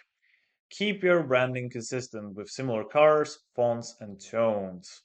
Then the next thing you want to do is to engage with your audience, right? So what you want to do is you want to make sure that you respond to comments and thank followers for their support. What you also want to do is that you want to make sure that you create reels based on audience suggestions or feedback. Next up, make sure you stay flexible. Adapt quickly to new trends and most importantly, watch trends, right? Be in the center of what's happening. Makes educational, entertaining, and inspirational content to keep your audience engaged. Next up, use data to improve. Continuously analyze real performance and adjust strategies to that data. I'm, I'm saying this all the time. the best teacher and the best feedback is your audience and data. Not because that never lies, right? What you want to do is to drop poorly performing content and double down on successful ones. And also network actively, right? Collaborate with other creators to expand your reach and engage with trending creators' content to increase visibility in their audience so that you build relationships with them. All right, guys. So in this lesson, we have covered how to actually master Instagram Reels. And guys, if you can do that, you will absolutely rule the entire Instagram and your niche. The reason for that is because people just love videos, and we covered that already. Now, my biggest recommendation too is to go over the specific, analysis of the videos and the creators I made. Then write these tips down, and according to these tips, create your own reels. So, with that said, let's get right into work, and I cannot wait to talk to you soon. Right, what is up, everyone? Today we are going to cover the Instagram advertising basics. How to actually run Instagram ads from your computer through Meta Business Suite. Now, for those who are asking, why should I even run, Instagram ads from Facebook, essentially, I've got a very simple answer for you. First of all, Facebook and Instagram are connected because they're, under the same company, which is Meta. And the second thing is that through Meta Business Suite, which is originally like Facebook's advertising tool, it is way easier and way more like complex, and like you have got way more opportunity to actually, customize, target, and like make your ads better overall. So this is why you're going to do that. So, without further ado, let's get right into it. Now, first thing you're going to do, you're going to go to the Meta Business Suite. The only thing you need to do is essentially type in this URL right here, right? Now, as you can clearly see, here is my Facebook page, right? My Facebook business page, which actually isn't my Facebook business page, which is has got 2 followers. I pretty much just created it because of this course to showcase, how to actually set up everything from scratch. If you don't have Facebook page, it won't let you connect your Instagram. So this means simply create a Facebook business page at business.facebook.com. It will take you like 1 minute, right? Like you essentially just, upload photo, you create the name, and then you create the description, and that's pretty much it, right? So it's like 1 minute job. Find it like I'm pretty sure you can do it. If you can't, just find a tutorial on YouTube. It's very fast, super simple. Now, how to connect? Actually, we need to do another thing before we can even advertise through Facebook, and that is to connect our Instagram, right? So we go right here to connect Instagram, and we simply are going to connect our Instagram by logging into it. Very simple. You will allow for messages, click continue, and then just simply log in, right? So I'll be right back. Okay, as you can clearly see, this is in Czech, which is my native language, because I have my Instagram set up in Czech. However, this is very simple. It literally just tells you like to log in as your Instagram account username. So I'm gonna do that again. And then, as you clearly see, you can see that Instagram is connected. The Jake Writing Facebook page is now connected to the account, right? And now you can see we've done this successfully by simply, having this go to Instagram option on this page, right? Very, very simple. All right, so right now we are ready to rock and roll. And with that said, let's get right into it. So, the ads manager, we are going to go to the ads manager simply because that's the place you are managing your ads from. So, we're going to go right here, click on campaigns. And right here, what we're going to do, very simple, right? What we're going to do is we're going to click on create, right? Now, this is very important, right? What is going to be the objective of our campaign? And by the way, before I tell you, you really need to realize what is your goal, right? If you look at Facebook, right? Is it awareness? When it comes down to awareness, it basically means more people are going to see you, right? More people are going to become aware of your account, of your posts, or whatever you're doing, right? Traffic. This is when you want to send people to a destination. So if you want, to increase visits on your profile, on your website. Now, when we're talking about Instagram, we obviously mean Instagram profile, then this one is great. Then engagement. That's pretty self-explanatory, right? Do you want more likes? Do you want more comments? Do you want more shares? This one is absolutely awesome. Now, if you have, right, an Instagram post or a bio on your Instagram that, like if you have like a lead form, right, where you want to, get leads from other people, such as contact information, then this one is one of the best options as well. Now, obviously, then we have app promotion, which I feel like is irrelevant because unless you're promoting an app and unless you're a developer, this doesn't simply apply to you. And then we obviously got sales, right? So this is pretty simple. And for this particular reason, we are going to go to the traffic because we will want to get as many followers as possible, right? This is going to be our first goal, let's say. So we're going to click on traffic and click continue. Then obviously we're not going to go with recommended settings because we want to customize our campaign. So we're going to click continue. And right here, we are at the ad set level. Now, let me just make myself a little bit smaller. And here we go. So first of all, we are going to create our campaign name, right? This literally just doesn't matter, right? Whatever you want. The only thing is, it has to be, easy to understand for you, right? So let's say traffic campaign dash IG1, right? Very simple. Now for the categories, just simply skip it. Don't even look at it. That's irrelevant to us. Campaign objective, if you want to edit and if you have different goal, then you can change it right here. But for now, we are going to leave it to traffic, right? Now, after that, we are going to click on next.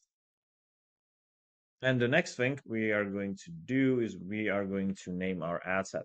What you want to do is that you want to name your ad set the same name as the original campaign and, give it a name of ad set. So IG profile traffic ad set one, right? Very simple. Now, conversion location, that's very important, right? We want to send people to Instagram, right? Because or Facebook. Now, we are only going to select our Instagram profile, but this is the first step to do that, right? Now, we are at the identity part of the ad set, and this one we are just not gonna change because this is our main Facebook page which we are running our business from. And right here, this is very important, right? The destination, essentially where you want to send your traffic to. Make sure that you don't select your Facebook profile unless you want to divide, your visitors to your Facebook profile as well. So for that reason, make sure you only select the Instagram profile, right? Because our main goal is to drive traffic to our profile. Now, if we scroll down, the daily budget is essentially how much we want to spend on this ad every single day. Now, the Facebook is going to, divide the budget as efficiently as possible since it uses, advanced AI. So, you don't need to worry about that. You just need to, basically plan out how much you want to spend. And I like if I were you, I would literally just spend like $10 per day maximum. Like anywhere between $5 to $10 per day is ideal for your campaign. So that's the first thing. And as you can clearly see, 200 check rounds, which is my currency, is $10, right? Now, the start date and the end date, that's pretty self-explanatory. When you want this, campaign to start and when you want it to finish, right? Now, for testing reasons, I would recommend you to test it for at least 1 week. So we can, make it start today, then set an end date. And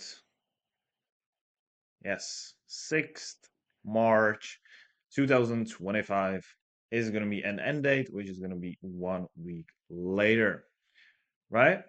Now, budget scheduling, ad scheduling, don't care about that.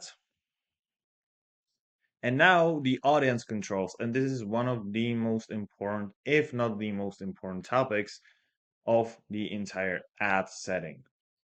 Now, if we look at this right here, let me just tell you this. So before you want to run ads, you first of all want to know who you want to serve these ads to, right?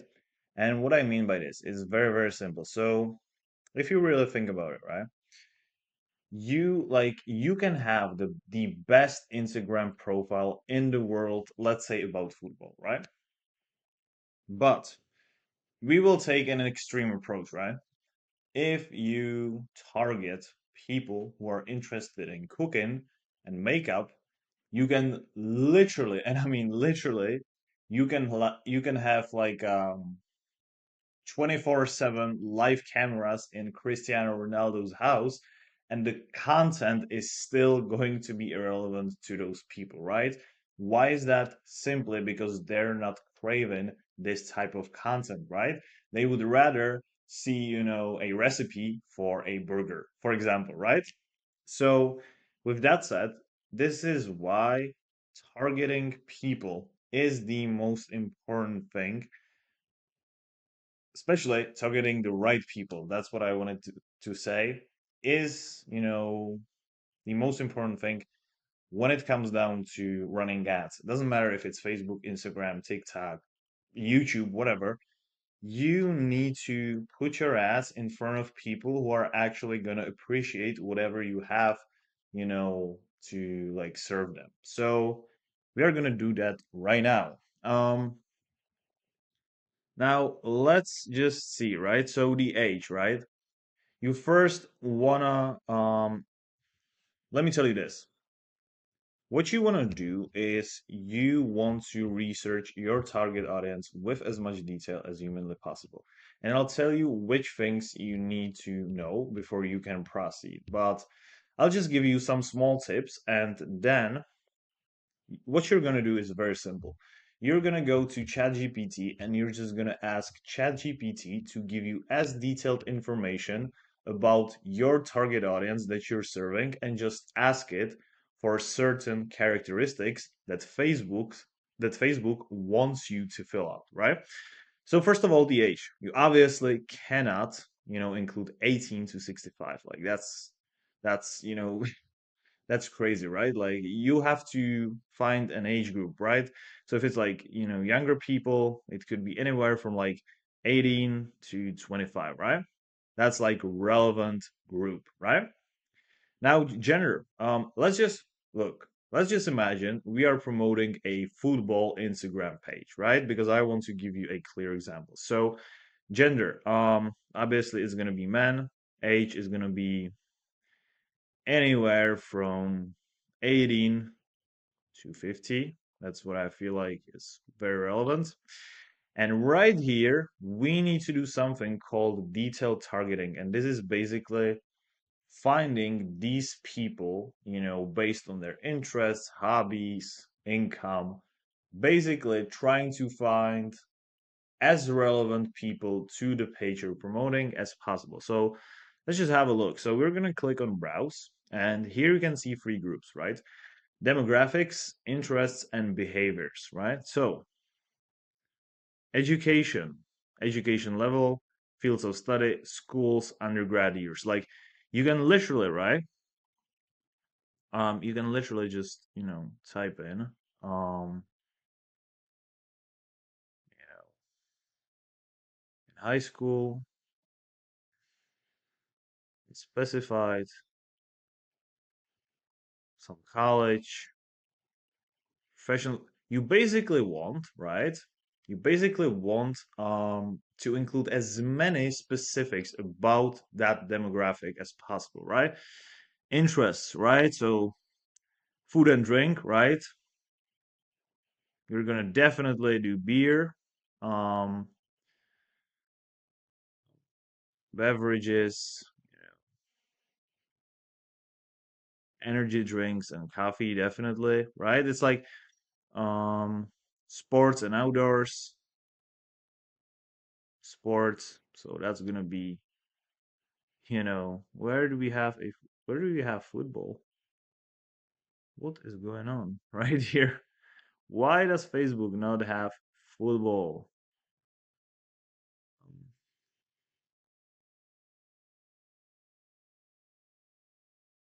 So for some weird reason, um, it doesn't show us football. Let me just quickly search for this. Okay, so we finally found it. Like Facebook sometimes is just glitchy, so just you can just write it down. Whatever interest, whatever behavior, you can find it, right? And then football, football, Nike football, right? You see, and the more people you have, like the more demographics you have, the better, right? Because the more specific you are and the easier it will be to find the relevant people that will actually like whatever you are promoting and putting in front of them, which by the way also means that you will not waste your money, right? Because the more inaccurate you are with your advertising, the worse it gets with your budget spend. So I'm not gonna waste your time. You just simply want to include as many details as possible. Like just browse through these and like go through the behaviors. And what I would do if I were you, I'm gonna show you something very, very quickly. So right now we are in the ChatGPT, and what we basically want to do is like give it a very, very simple prompt, right? That will do all the research for you. So you just want to do what you want to do. You want to give it like a very, very detailed prompt. So let me just begin. I am running an Instagram page for football fans that updates and shares daily match results, um, behind this behind the scenes content and interviews with players. Can you please give me a detailed demographic I can then use while setting up my meta ads? Please be as specific as possible. Include everything. Characteristics, demographics, psychographics, hobbies, etc. Right? And look what it gives us. It's gonna be very, very quick and it's gonna be great. All right, so ChatGPT did this research for us in under, 2 minutes, basically. And look at this. This is absolutely awesome, right? And so, like, this just gives you all the demographics that you need to know. If you want them to be more specific, you just simply write, be more specific, right? Please be more specific. Uh, yeah, and it just gives you like hyper specific breakdown. right? So, and based on this information, you can simply set up your ads as, as clearly as humanly possible, which is very important. Like, I feel like this is like 50% of success is owed to good enough research, right? So let's go right into our ads. Right now, if you look at the right part of the ad set, you can clearly see that Facebook gives us the estimated audience size, and it also gives us estimated daily results when we put in $10 per day into our ads. So minimum 3.2k visits and 9,300 maximum, right? So this is great. The more obviously the more you put in, the more reach you get, right? So in this case, we're just gonna click on next. Now we are at the ad level, which basically means like we are literally just setting up the ad itself, how it's gonna look, it's gonna be like. So I think we need to do just gonna click on ad preview. We're gonna turn it on. Um, and we're gonna change the name. IG traffic page number one. IG traffic page at number one, right? So that's very simple. Obviously, create ads. Now, right here, we can either select like single image or video, which is like usual ad, or carousel, which like carousel is like the multiple pictures that you can just, slide through. So it's completely up to you. And by the way, I'm going to be teaching you how to create good ads in this course. So don't worry about that. And for now, I'm just showing you like the technical setup, right? Okay, and now how to actually create the ad. It's right here in the ad creative part, right? So we're just gonna click on setup creative and you can clearly select if you want to create image ad or video ad. That's completely up to you. So let me just select image ad. Now right here, you're just gonna you're gonna select a primary text, which is gonna be the main text of the ad, right? So we are doing we are doing full updates for daily 27 behind the scenes full content. Click below, join for free, right? Something like this. Um, Now the next thing that we can do is to add the text option, right? Which could be like another option for primary text. I personally have never done it. I would personally not recommend this to you at all. I would keep this as simple as possible, right? Now for the description is basically like the text underneath the ad. So, something very punchy, daily, streams and interviews for free, something like that, right? Like I'm just making stuff up, right? Now the call to action is going to be very simple, right? The call to action is basically the action you want them to take, which obviously is going to be visiting the Instagram profile, right? Then we're going to go and click on next. Okay, so I've chosen just some random full wall pictures, so I'm going to click next. You want to make sure that you allow enhancements. And this is pretty much it, right? Now, what you want to do, right? If you see this, right, when you're uploading any kind of picture, you want to make sure that you're uploading, a royalty-free picture. Basically, you want to make sure that you have like rights to post this, right? It's like very, very simple, right? Like you don't want to be stealing somebody else's, pictures. So for that case, what you want to do is that you want to, select something that actually you can use. And the best, website for this is called Pexels, because Pexels has got free, royalty free pictures, right? So let's just, football. You see, this is for free. This is for free. This is for free, right? So yeah, that is pretty simple. And after we do this, we simply click on publish and the ad will start running, right?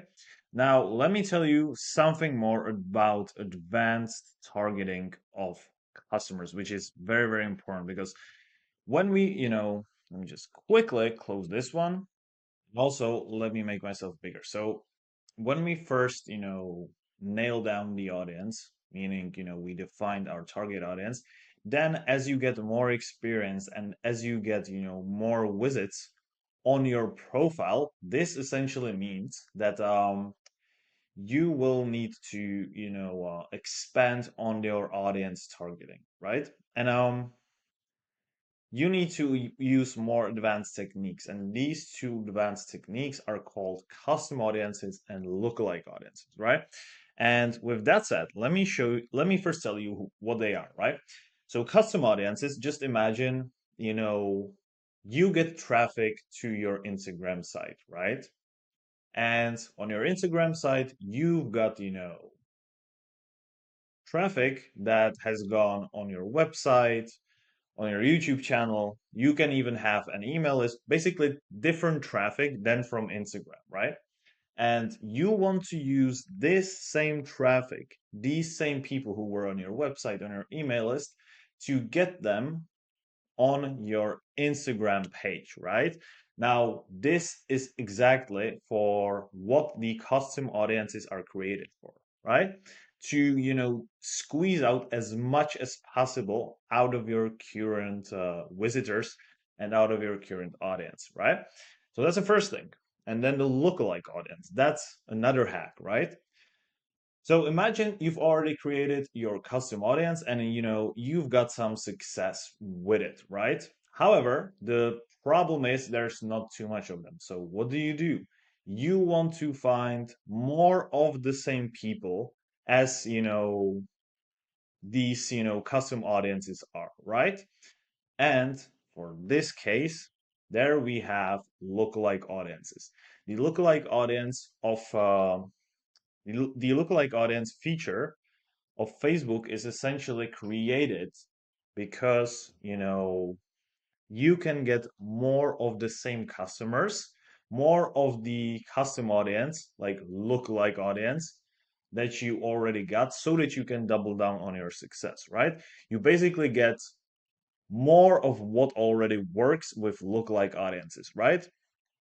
Basically, lookalike audiences let you find more of the same people that are already proven to work when it comes down to visiting your website. So, with that said, let's get right into this. So, what you want to do, we are in our account in our Meta Business Suite. And what we're going to do is simply this. So, we are going to go to all tools and then we are going to go to audiences, right? Now, keep in mind that we have to have some source of, audience already. Like you cannot do this when you're a beginner, right? So let's just imagine we've got an email list, right? We've got an email list of like 200 people and we want to send them to our Instagram page, right? So what we're going to do is that we're going to click on create audience and custom audience. And then, right, we can select sources, right? We can select website, which is pretty much very simple, right? Or we can select customer list, right? Which we are going to do right now. Or we can do, video, shopping, Facebook page, Instagram account. But like for this case, if it's, if we are looking to send more people to Instagram account, then it doesn't make sense to retarget the same people, right? So we're going to click on customer list, and we have two options. If you have a MailChimp, which is an email software, you can literally just import your email list from MailChimp in here, or you can, which is absolutely unbelievable, download a template from, Facebook, and then you simply type in or copy and paste, your customer's credentials, such as name, phone number, interests, whatever, right? So the next thing that we're gonna do, just quickly move myself in there, is we're gonna click on next. Now this is very simple. After you click next, you're simply going to choose a file on your device, which should be like a sheet, Google Sheet, or like sheet from Microsoft Excel, and you simply upload it, click next, upload, confirm, and that is pretty much it. Like this is the easiest job in the world, right? Okay, and right now we are going to create our lookalike audience, and it's going to be very simple. We're going to click on create lookalike audience. We are going to select the source, which is going to be the same as I talked about, because we need more of the same. But first of all, we need the same, right? Then create new source, which is going to be our custom audience, customer list, click next. We will upload. I just got like a random customer list from ChatGPT just to show you. We're gonna click on next. And after that, we're gonna click import and create. Now, next thing we want to do is to create a lookalike audience, right? So, how does this all work? So, the lookalike audience essentially works on two complete opposite principles, right? First of all, you can have 1% lookalike audience, which is going to be as accurate as humanly possible to the custom audience you just uploaded, but it's not going to be as large, right? And on the other hand, then you're gonna have 10% lookalike audience, and this is gonna be like the biggest, audience, the biggest lookalike audience as humanly possible. But unfortunately, it's not gonna be as accurate as the 1% lookalike audience, right? So in this case, you want to, it's like an alchemy, right? Like you want to keep, you want to get to the sweet spot where it's, specific enough but also large enough, right? And for these reasons, you want to go anywhere between 5% to 2%. And again, it's all dependent on the testing, right? So for this case, we're just simply gonna go with 3%, and we also have to select the region, right? So the countries, we're gonna go for Europe. Just, select Germany, as there is a lot of football fans, right? And then this is pretty much it. We can also, let me just, yeah, this is pretty much fine. So we just, select the country, and then we can click on create audience, and this is pretty much that, right? It is very simple, very useful, and you can use this type of audience whenever you want, when you are deeper and deeper into Facebook advertising. Right now, as we've gone through more advanced stuff, let me show you two more things that you need to know when you're doing your Instagram ads, right? So basically what you want to do, right? Imagine this. How do you actually, we've covered custom audience, we covered lookalike audience, right? But how do you actually know who visited your website, for example? Like, think about it. Do you have any tracking set up? Like, I personally don't know about anything, right? And so, in order, like, you already know how to create lookalike audience from, the existing audience that that works. But how do you actually know who visited your website? Well, this is for what the Facebook pixel is for. And Facebook Pixel is basically like a small code that allows you to, track visitors on your website. So let me just quickly show you how to set it up. It's extremely easy. So again, we are in our Meta Business Suite. We are going to go to All Tools, into Events Manager. Then we're going to click on Connect Data. We obviously want to track web visits. So we're going to click on Next, then create new data set. So, you know, website visitors tracking dash one, right? Very, very simple. Let me just create it. Now we have three options, but I would recommend you to use any of these two. Either set up with partner integration or set up manually. So let's go over the first one, setting up with partner integration. So you can do this where if if your website on if you have website on Shopify, WordPress, Wix, or if you have Zapier, whatever, right? GoDaddy, any of these platforms, right? So since majority of people use WordPress for their websites because it's essentially free, we're gonna click on this. Just click on next. And then what's gonna happen? This is literally just going to give you a tutorial on how to do it, right? So all you do, right, is essentially just click next, next, next, and it gives you literally just gives you like a step by step tutorial, right?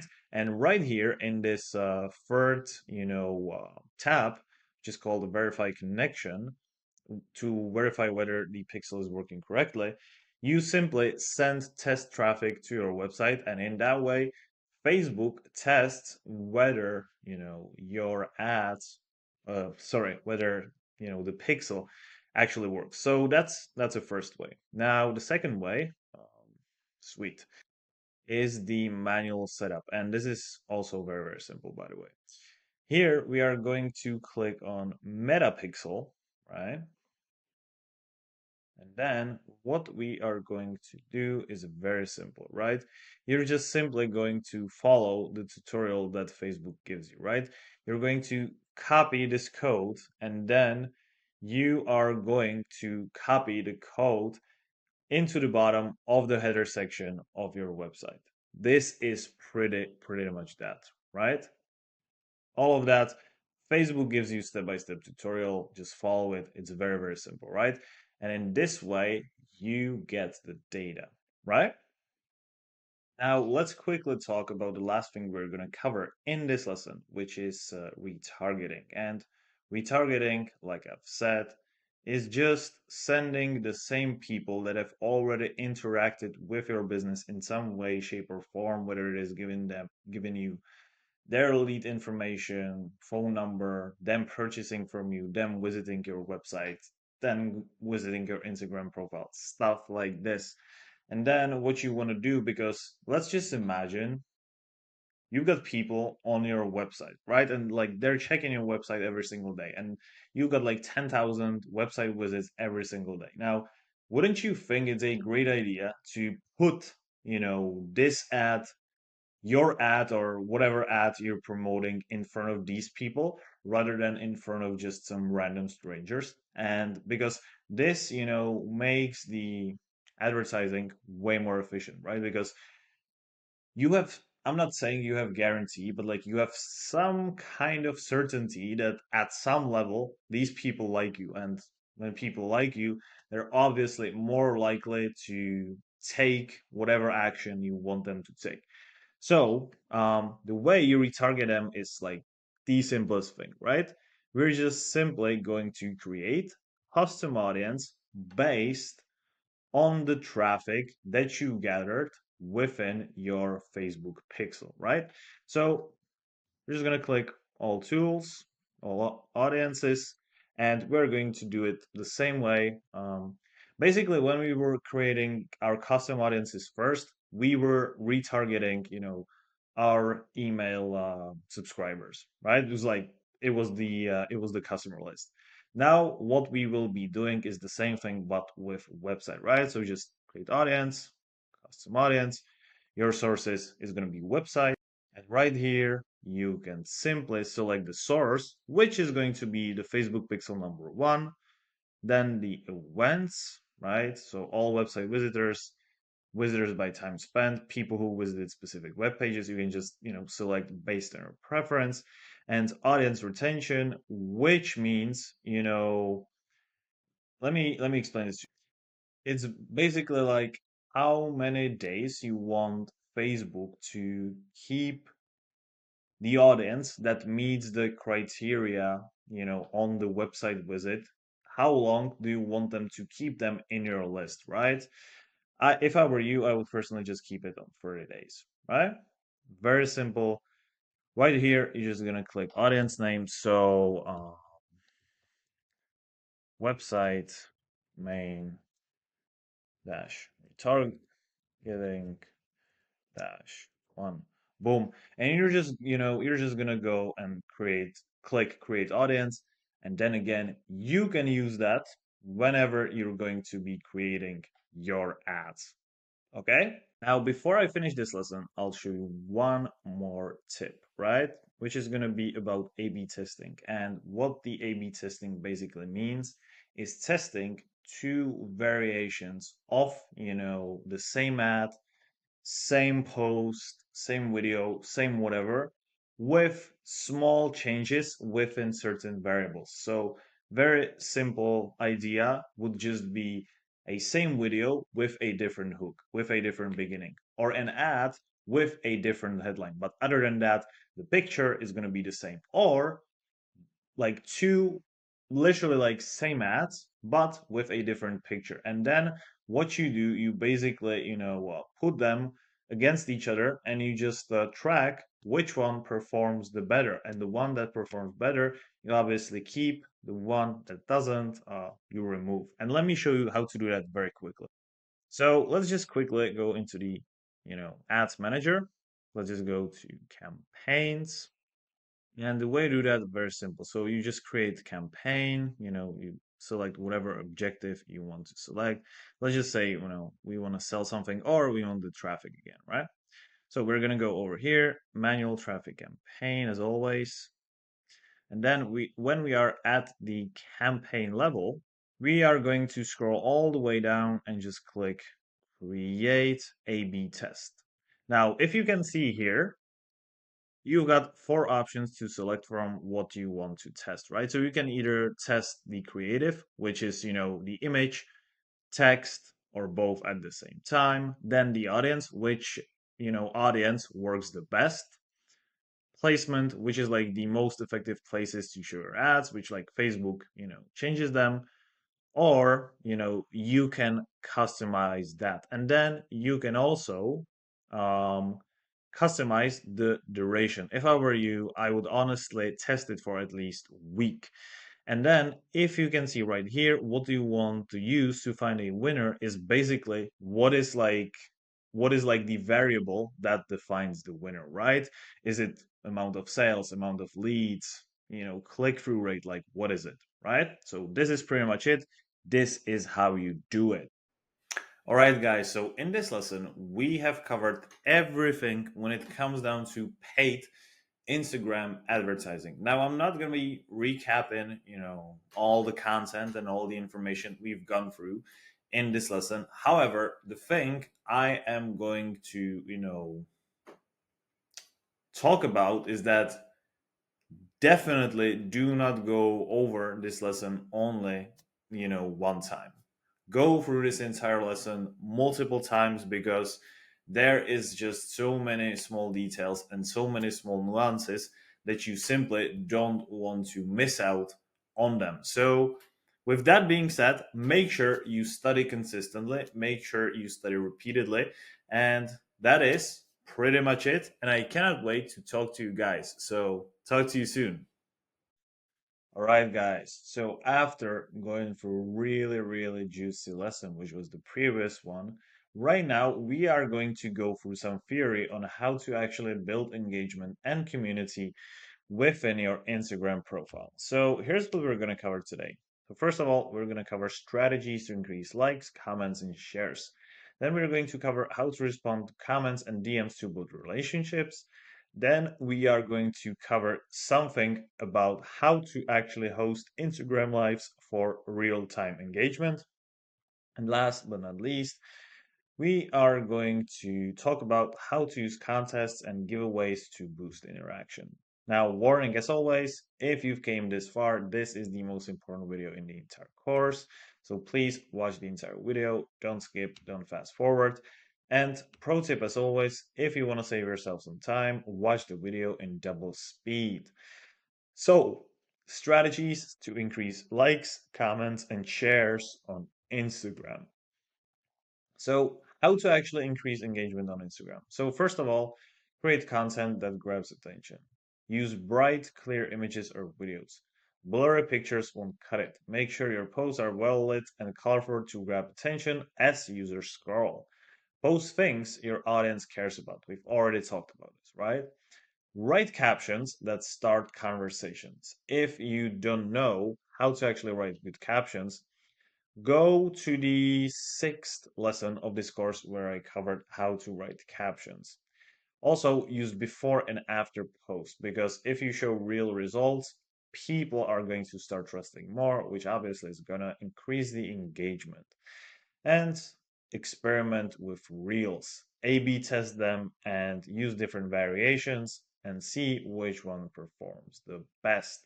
And obviously, as you can clearly see, Instagram just became a video platform because people love videos more than photos. Now, next thing you should do is to post when your audience is online, right? Go to our insights to see your followers and when they're most active. It will show you, and based on that, post when they're most active, right? And then obviously post at those times. Then, if this doesn't help, right, or if you want to experiment more and see like if there's bigger potential, if something works better, experiment with different days, right? Because weekends and work days could be very different. So experiment with that. And also make sure to plan ahead to stay ahead of your competition because preparation is the best way to become successful. Now, next up is to use hashtags that work, right? Make sure that whatever hashtags you're using, they're relevant, right?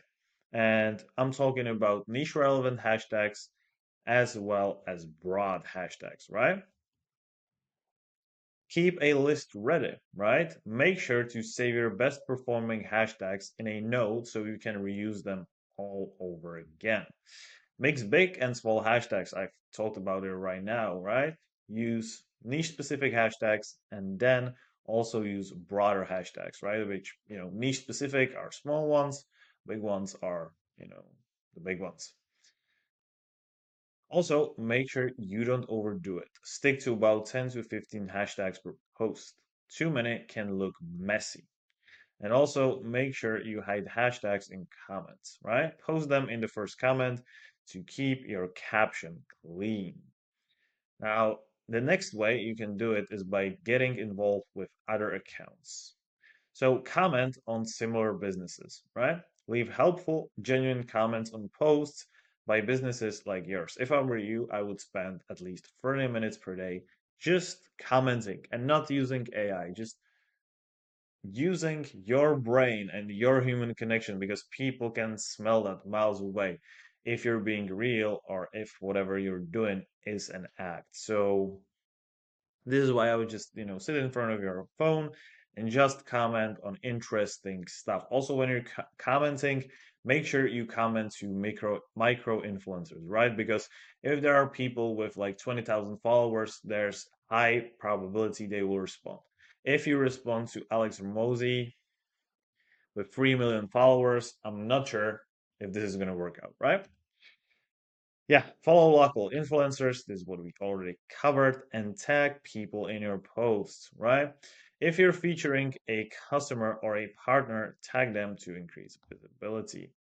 And also share other people's content. And this, by the way, ties back to what I've said about the micro influencers. Because if there's someone just slightly bigger than you, which you could be like 1,000 followers, this guy or girl could be 10,000, then you're going to build relationships. They're going to thank you.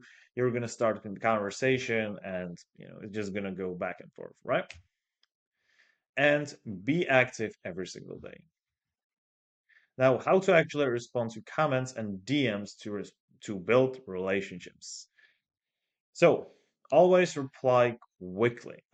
This is kind of hard, but if I were you, reserve at least 2 spots per day to just replying, right? Also, what you want to make sure is to respond to every single comment.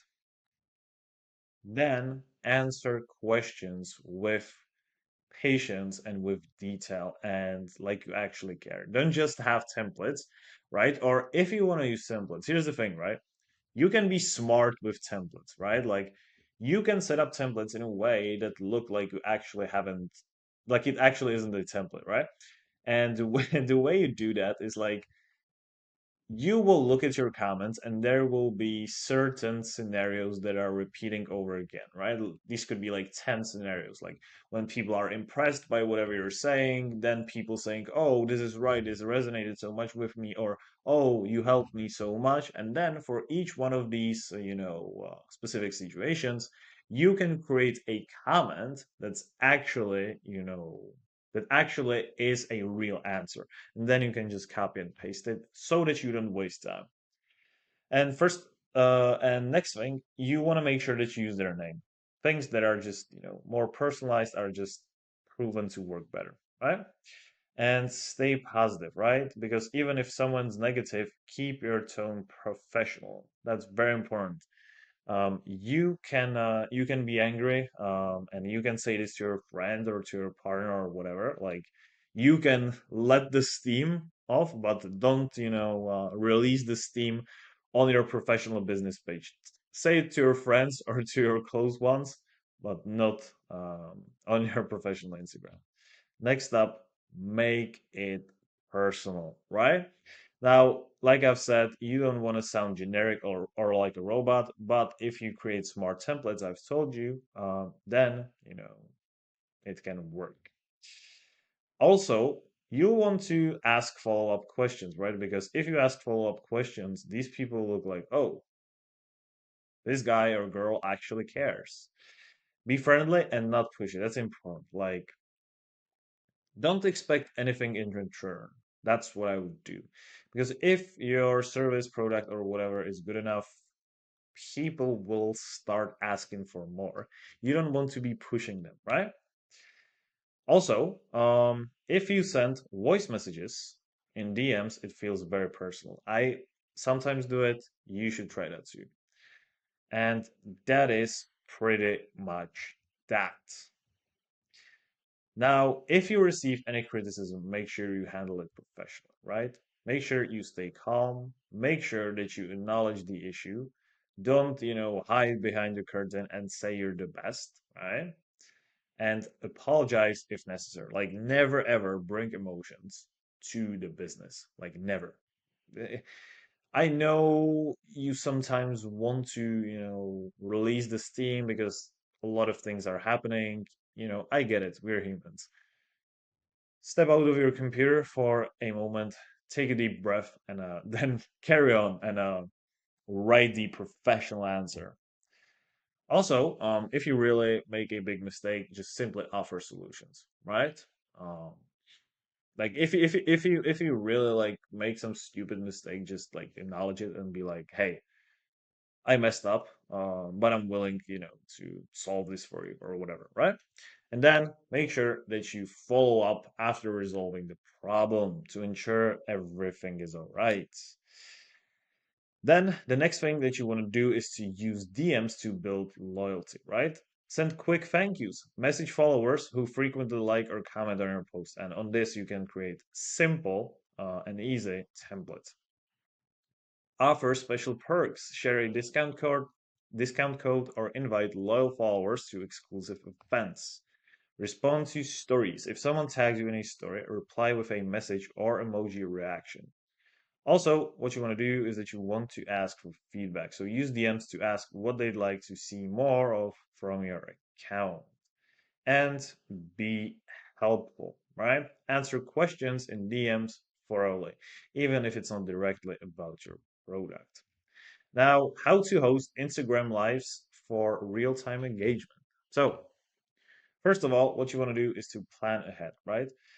What you want to do is to pick a specific topic. You want to talk about something your audience really wants to know. And again, this comes down to the research I told you to do at the beginning.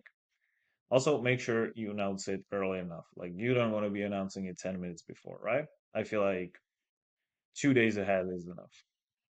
Set up your space. Choose a quiet, well-lit spot with minimal distractions, right? Like, you don't want to have your dog and like kids, running around and like shouting, like, you're fat, like, or be somewhere, in the garden on some family gathering or whatever. Like, just, yeah, it's doesn't make sense, right? Also, make sure that you have a backup plan, right? Because if you say stuff, like earlier, basically, then you know, if they like, if your viewers don't have many questions, then you don't want to look like you froze and don't know what you're talking about. So don't do that. And practice first. You can essentially just run you can run a recording of yourself on Zoom, which by the way is free for the first 40 minutes, or on Instagram Live or whatever. Not on the Instagram Live, but like you can get, Zoom or Google Meet and record the meeting and see how you actually perform. It's very, I feel like if you, turned on this record button, you are gonna get nervous. And that's good because you're definitely gonna be nervous when it comes down to IG Live. So what you wanna do is like you wanna make sure that you're not nervous first in front of your audience, right? You want to make sure you're nervous first when you're doing it by yourself, and then as you do it more and more, you'll get used to it, and it'll be more natural in front of your audience.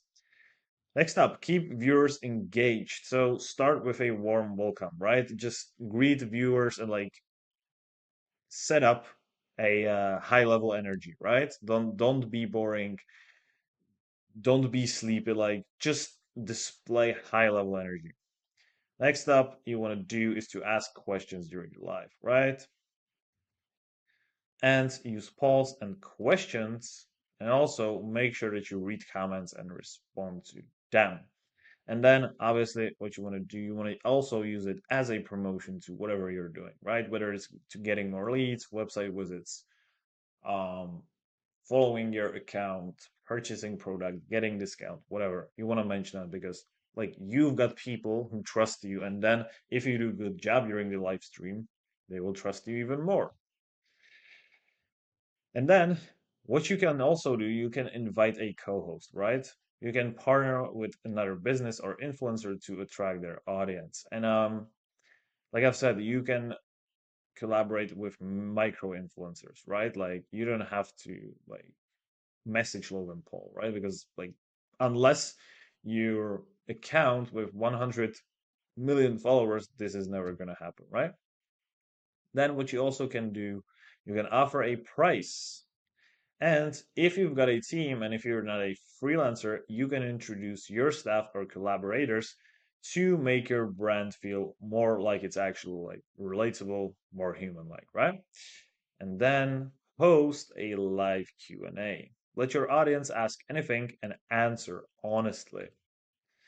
And then promote each other, right? Encourage the co-host to share the live with their followers too, which, by the way, they're most probably going to do if they're going to do live with you, right? And last but not least, just make sure you make it fun. Like, just don't be boring, right? Like, yeah, just don't be boring. Think of your own personal ways that you can use to like use your character, use some jokes, break the ice, act like you. Don't try to be, this figure that just, stays in front of camera and it's like in school. Don't do that.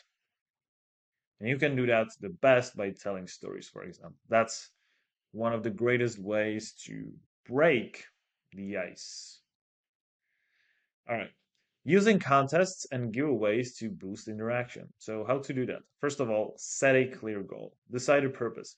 Do you want more followers, comments, or user generated content? Make this clear. Also, next thing you want to do, you want to align with your business, right? Because, for example, a gym could give away a free 1 month membership. Like, make it relevant to your audience. Give them, make the giveaway about something they actually want, right? Like, don't offer software enthusiasts like protein powder, right? But like, I'm 100% sure you guys know that I'm just, telling this from my experience because when I saw some people giving irrelevant stuff away, and it could even be related to your niche, but like if if people already seen this hundreds of times before, they're just not gonna care. So like this is where you also got to do your research, right? Don't give them the same ebook everybody does. Like you need to level up, right? If you look at Alex Hormozy, he gives away like 40 hours of courses, right? And this is why he's so popular. Next up, target your ideal audience. We already talked about this. Last but not least, keep it simple, right? That's like just tell them what to do. Like this if you want XYZ. Comment if you want XYZ. Comment if you have question. Like don't try to be smart. Be clear, right? Now, next up, what you want to do is to create a detailed plan, right? So write clear rules, right? Post how to enter, who can enter, and what the price is. When doing that, like I've said, be clear as humanly be as clear as humanly possible, right? Next up, use eye-catching visuals, and you can do this through Canva. Then, what you can also do if you have a Facebook page, TikTok, then you can use that to promote on multiple platforms, right? And then what you want to do is to include a branded hashtag, right? Because this helps you track entries easily. Then test your process. Testing is, the mother of success, I would say. So you just want to test, like you never know what's going to perform great. So use different formats of giveaways and contests, right? And also make sure all steps we're entering actually work. That's like important, right? Next thing that you want to do, you want to ask for tags. Require participants to tag a friend to spread the word. Offer bonus entries. So for example, if they share the post with their two friends or whatever, they get two extra entries, right? Or whatever. Collaborate with partners, right? Work with another business to reach a larger audience. Promote daily. Post reminders and updates to keep the contest top of mind. Engage with participants. Like and comment on entries to show you're paying attention. And then announce the winner professionally. First of all, be transparent. So use a random name picker or explain your selection process, right? You always want to be transparent. Then tag the winner. Announce them in a post or story, and then celebrate publicly, right? Share a photo of the winner with their prize if they're okay with it. And you want to make sure you always ask them first. And then deliver the prize quickly because the faster they receive it, the better the impression is. And then, last but not least, thank everyone, right? Post a follow up thanking all participants and teasing your next giveaway. All right. Next up, evaluate and improve. So, first of all, check your result. Did your follower count, likes, or comments increase? And analyze your success. Then ask for feedback. Find out what participants liked or didn't like about the contest. You can do that through stories and through polls. Then you can refine your strategy. So use lessons learned to make your next giveaway even better. Then based on these data, you can plan your next giveaway, right? Use momentum from this contest to build excitement for the next one. Then keep your audience excited. Let them know giveaways are a regular part of following your account. All right, guys. So in this lesson, we have covered how to actually build an engagement and community properly through your Instagram so that, people start trusting you and you just don't get lost amongst, all the remaining noise and all the remaining filler content. We have covered how to do that through live streams, how to do that through engagement, how to actually engage properly with your audience, and last but not least, we have covered how, like, the entire strategy and the entire mindset behind all of this, because I feel this is like the most important thing. So with that being said, let's get right into it, guys. And I cannot wait to go into the next lesson. So, talk to you soon. All right, analytics and performance tracking. So, this lesson is pretty self explanatory. So, let's get right into it and let me show you what we are going to cover today. So, first of all, we are going to cover what are the Instagram insights. Then, we are going to cover key performance metrics to monitor, such as reach, engagement rate, and stuff like that. Then we are going to cover tools for tracking growth and campaign success. And then we are going to cover how to use analytics to actually adapt your strategy for best results. So, as always, if you've came this far, this is the most important video in the entire course. So please watch the entire video. Don't skip, don't fast forward. And pro tip, as always, if you want to save yourself some time, watch the video in double speed. So, understanding Instagram insights. So, what are even Instagram insights, right? So, Instagram insights is a built in analytics tool that provides valuable data about your audience and how your content performs. Now, to access it, I'll quickly show you how to do that. So, let me show you. So we are in our Instagram homepage, and what we're going to do, we are going to go to dashboard right here. And if you're on your phone, you can simply just click on more, and then you'll see dashboard. And then right here, what we have are the insights. This is what we're going to cover, right? So first type of insights are about our account. And if you can clearly see that, you can, set up which kind of insights, which timeline do you want to see? Like, do you want to see the last 7 days, 14 days, 30 days, or last 3 months? Now, okay, so the first thing we see are the views, and this is the total amount of views and how many times was the content viewed, right, in the last 30 days. So you can see 16 views, and then you can see which type of content this was, right? And if you can clearly look at this, it was majority of times were my posts, not my reels, right? Then the interactions, how many people you interacted with, such as DMs, shares, responses to comments and stuff like that. And then we have profile visits, right, for the past 30 days. So you can see 26 profile visits, and then how many of total followers we have, which is 160 followers. And then right here we can see the most active times, which if you look at this statistic, you can see that it's anywhere between 6 a.m. to 9 a.m., right? Now, the second part of the insights is the content, right? And obviously, because I haven't uploaded, because I'm not as much, active on social media nowadays, I haven't uploaded any content. We don't have any insights, but you can clearly see that, right?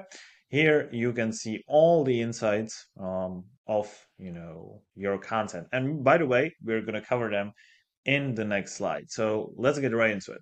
So here are the key performance metrics to measure when it comes down to content. So first of all, it's the reach.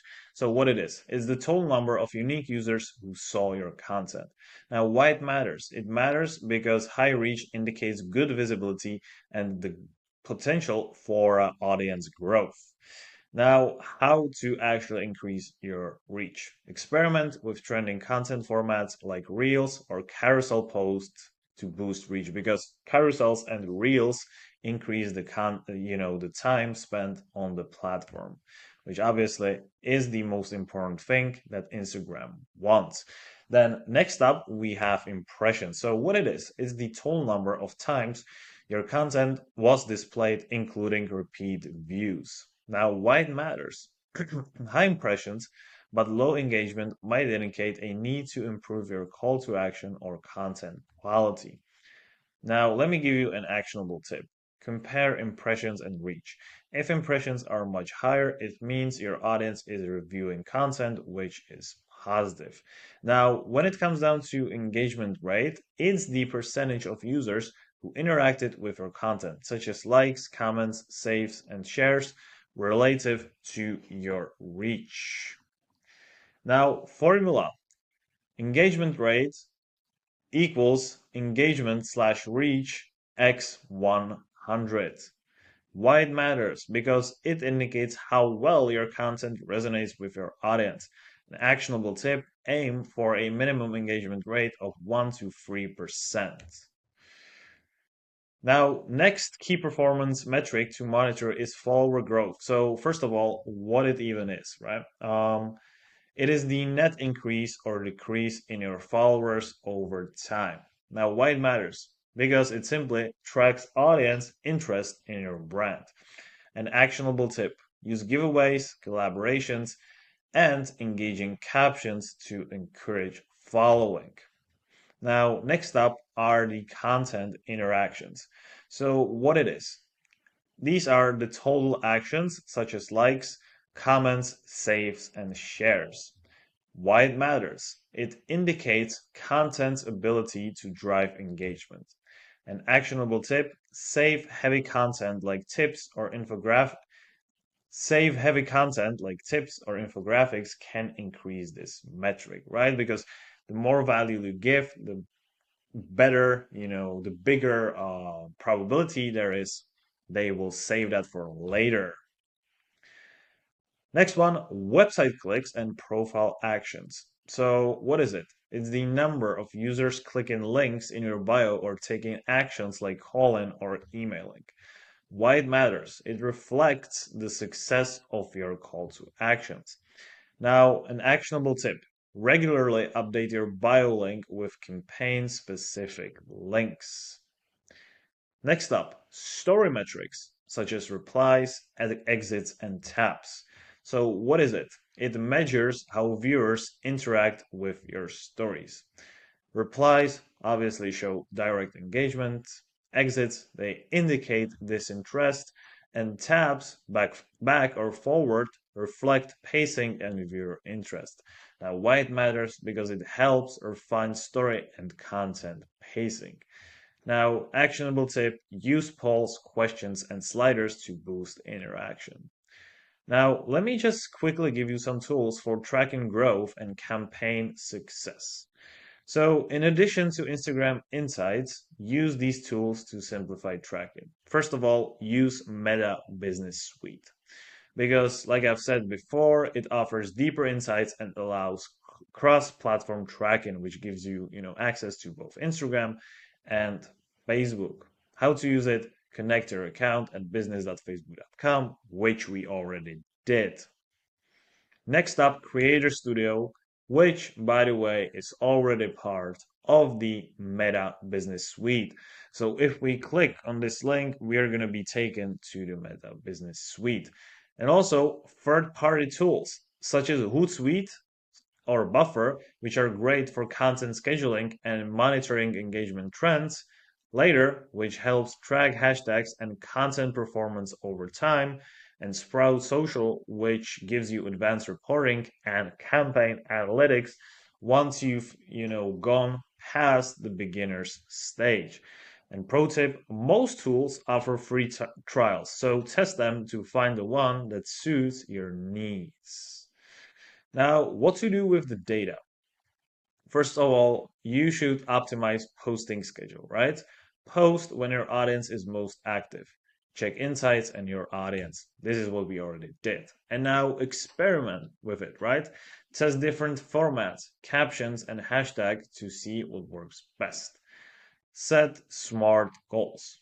Track progress towards being specific, measurable, achievable, relevant, and time bound, right? Pivot strategy. If something doesn't work, analyze why and try a different approach. So, for example, more stories, fewer posts, and how to boost your conversions using analytics. So, first of all, track link clicks. Check your website clicks metric in Instagram Insights. Analyze which posts or stories are driving the most clicks or traffic to your website. Use this data to create more of what's working, or in other words, just doubling down on what works, right? Next up, optimize bio links. Use tools like Linktree or Bio.fm to track clicks on multiple links at the same time. Test different call to actions. So, for example, click here for free tips or shop now, right?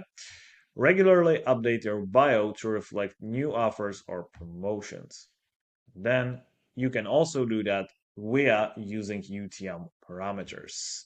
So attach UTM codes to your bio and swipe up links to track Instagram traffic in Google Analytics. This is like one of the other ways, right? If I were you, I would for beginning, I would just use Meta Business Suite because I feel like that's like you get all that you need, right? In it. Also, make sure that you check which campaigns bring conversions, not just traffic, because the thing that makes you money are conversion, not visits, not followers, not likes, not shares, right? Focus, add dollars on what's converting the best. Then track shopping metrics, right? If you use Instagram Shopping, monitor product clicks, save, and purchases. Look for products that get views but no buys.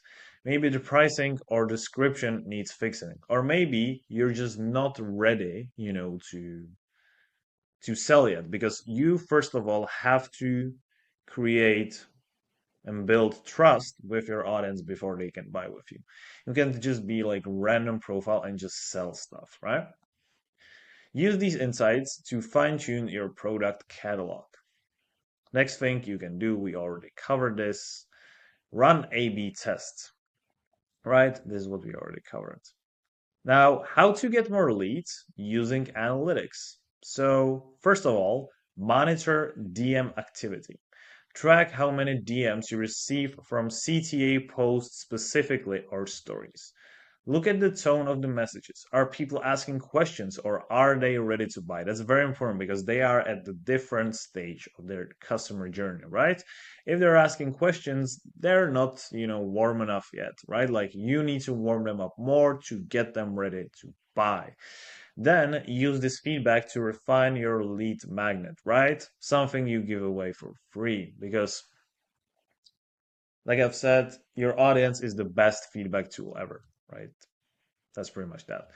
Then what you can also do is you can leverage Instagram forms, right? So if you're running ads, use the lead generation form option.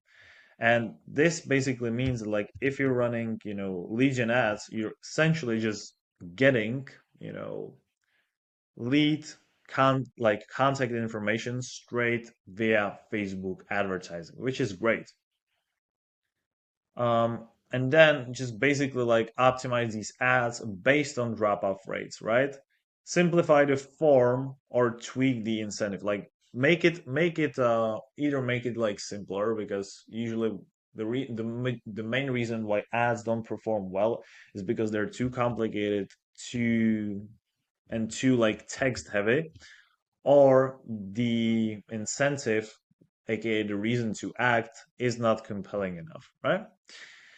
Also, engage with polls and questions. Use stories features like polls, quizzes, or question boxes. Check response rates to gauge interest in your product or service. Follow up on responses by starting a DM conversation to nurture leads. Also, measure hashtag success, right? Check reach metrics from hashtags used in your posts. Focus on hashtags that bring profile visits, not just likes. Replace non-performing hashtags with niche-specific ones. Next up, create lead magnets based on data. Analyze what posts or stories get the most saves. These indicate valuable content, right? Turn popular content into a lead magnet. So, for example, a free guide, right? Promote it with a clear call to action and track how many leads it generates. Now, how to actually increase your reach using analytics. Track reach metrics, right? Open insights and focus on the reach and impressions metrics. Identify content that performs well outside your follower base. Use this data to prioritize formats and topics that expand your audience. Also, and we talked about this before as well, analyze peak engagement times, right? Check Instagram's audience section to find when your followers are most active. Post during these peak hours for better reach and interaction. Use scheduling tools like Later or Buffer to stay consistent. And then boost viral potential, right? Because if you use Reels, they have the highest chance of just make you go viral. We already covered this. Check the lesson number 6. And based on that, use analytics to track which reels generate the most shares, like comments and views. And based on that, double down on what works, right?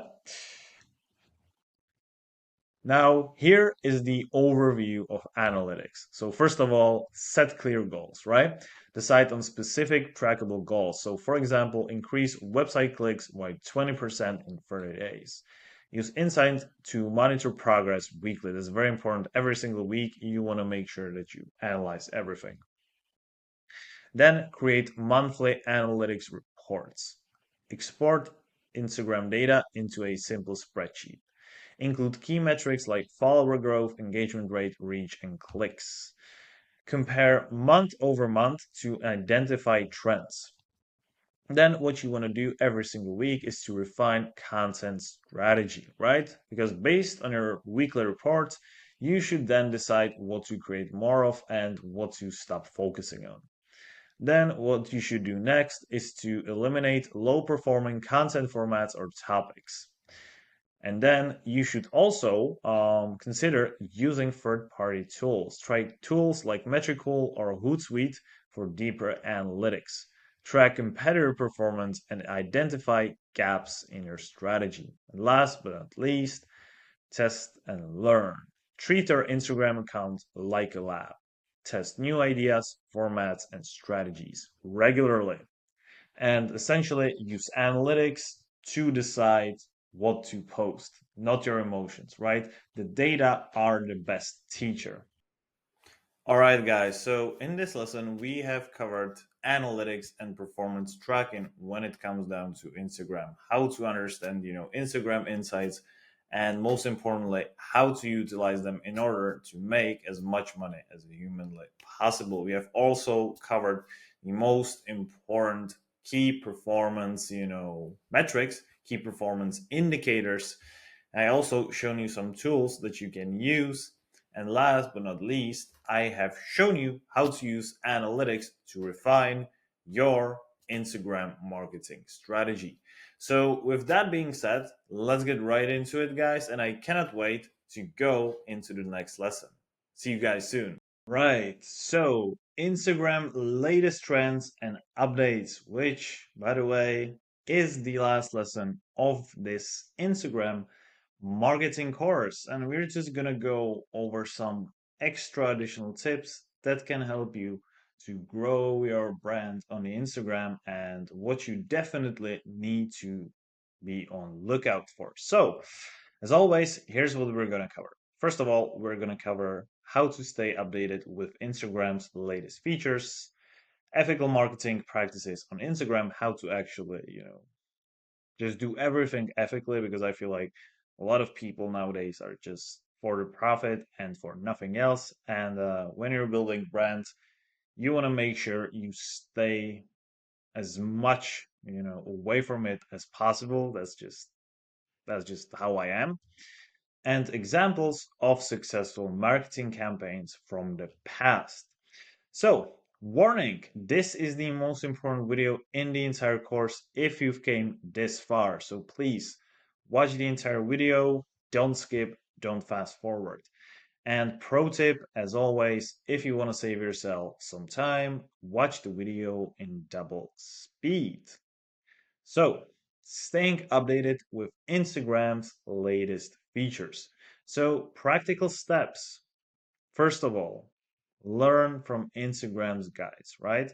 Look for tutorials and tips on how to use the new tools. And Instagram has got a lot of them, right? I feel like people underestimate the basic things and they just look for the shiny object syndrome. And when Instagram gives you like simple tool, just use it, have a look at it. They want you to be on this platform as much as possible. This is why they're going to give you great, tutorials. Now test them out, right? Start small by trying features with a limited audience to see how they work. Like I've said, testing is key to everything. You're not going to nail down everything perfectly on a first try. Next up, track results. Use Instagram Insights to see how your content performs with the new features. And then ask for feedback, right? See what your followers think about the changes you've made, which, by the way, you can use polls and questions and stickers for that. And then, as usual, tweak as needed, right? Use the feedback and data to make your approach even better.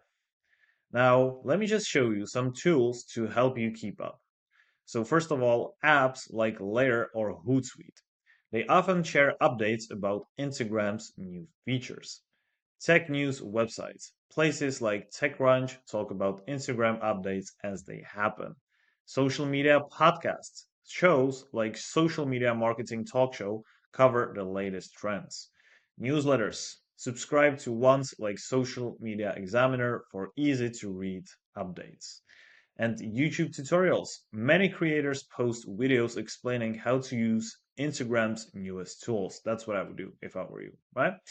Now, let's just quickly go over some ethical marketing practices on Instagram because I feel like if you're going to really be ethical and really true about whatever you're doing, and if you're going to market on Instagram the same way you would like others to market too, then I feel like you're just going to be unstoppable because like you see all these guys in Dubai and like, faking, being successful. I feel like internet is just overloaded with them. And like the more ethical and the more real you are, the better. Okay? So, ethical marketing practices on Instagram. So, first of all, what ethical marketing means? It means being honest, right? Use hashtags like ad or sponsored to clearly show when a post is paid for. Keep it real. Don't over edit photos or make claims you can't back up. That's very important. Ask permission. Always get approval before posting someone else's content. Include everyone. Show diverse people and ideas in your posts. Stick to the facts. Don't use clickbaits or stretching the truth about what your product can do. Simply be honest. Like, I feel like coming into 2025, this is the best strategy for, Instagram. So, yeah. Now, do's and don'ts for ethical content. So, first of all, do give credit for whoever, are sharing. Tag the creator when sharing someone else's photo or video. Don't fake it. Don't heavily edit images to mislead people about your product, lifestyle, or results. That's a big one. A lot of people nowadays are posting fake testimonials.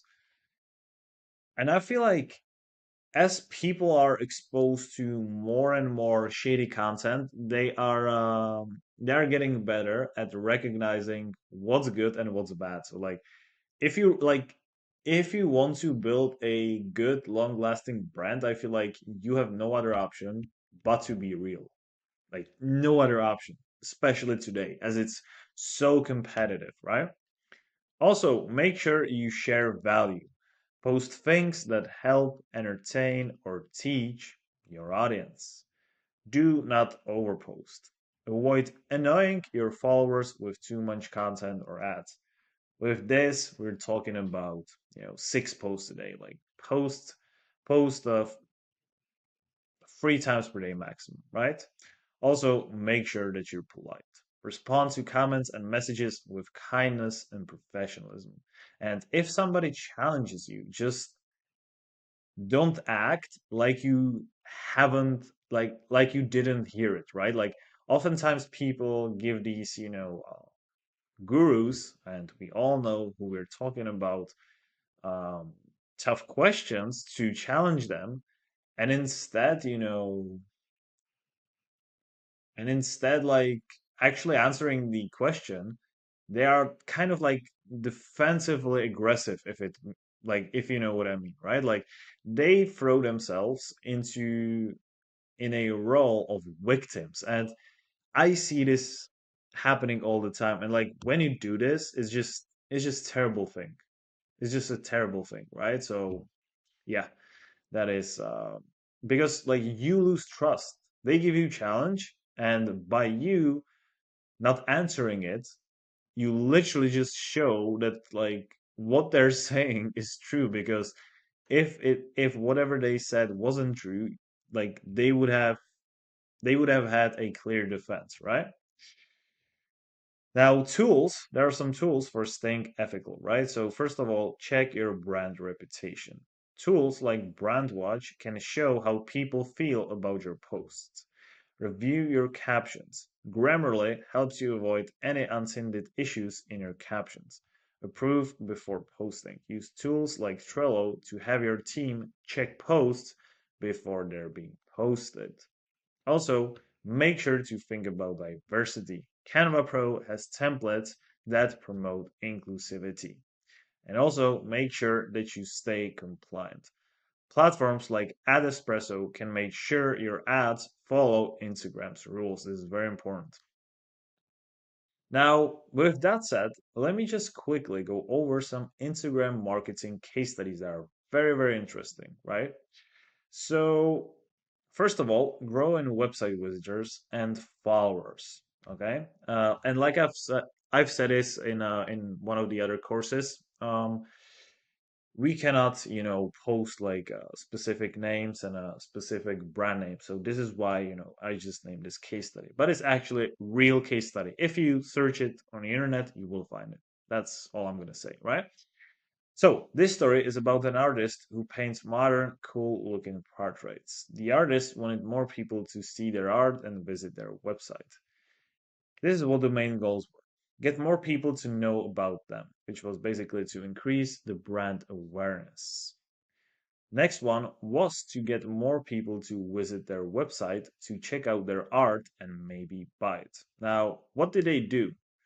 They did that they looked at what worked before, right? The artist checked all their Instagram posts to find the ones people love the most. For example, one post got a ton of likes and comments because the art was colorful and unique. Then he made new ads from old posts, right? They turned those popular posts into ads because they knew it was working before, right? The ads showed beautiful pictures of their art to catch people's attention. Then they picked the right audience. The artists wanted to show their ads to people who love art, especially those who like modern portraits. They focused on people living in US and Canada who already follow art-related accounts. Again, this showcases that what I'm just teaching you here works, right? Like you've got to nail down the basics. That's like there's no way on earth around this. Okay? Like no other way, right? It's just how it is. Then they started small, and after that they grew. At first they spent, you know, sorry. At first they spent $20 a day on the ads to see if people like them. When the ads started doing well, they increased the budget to 100, and later over 200 a day. And then the artists kept checking how well ads were working. When they saw good results, they obviously kept doubling down because it worked. Now, what happened? Website visits skyrocketed. Visits to the artist's website went up by 688%. That's a lot more people seeing their art. The artist also got 3,000 new followers on Instagram, which means even more people can see their future posts. And then he also got extra attention. A big art magazine shared one of their posts, and that post got shared over 400 times. So, talk about some engagement, right? Now, what can we learn from this? Like, make sure that you only use your best content, right? If a post does really well, use it as an ad. People already like it, so it's likely to work even better. Start small. You don't have to spend a lot of money right away. Test your ads first, then spend more if they're working. Target the right people. Show your ads to people who are most likely to love what you're selling. And also make sure you watch for big opportunities. Sometimes unexpected things like magazine sharing your post can give you a huge boost.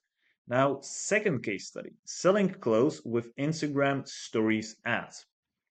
So, this story is about a small online clothing store. They were using Instagram stories to run ads, but those ads weren't getting many sales. Their main goals were to get more people to buy clothes from their website, make money from their ads, and that's pretty much it, right? So what did they do? They asked for help from experts. The store worked with a company that knows how to make great Instagram ads. These experts helped them figure out what wasn't working and what could be better. They used fancy ad templates. The experts gave them some ready-made templates to make their ads look super professional. These templates made sure the ads were eye-catching and matched the store's eye. Then they chose great pictures.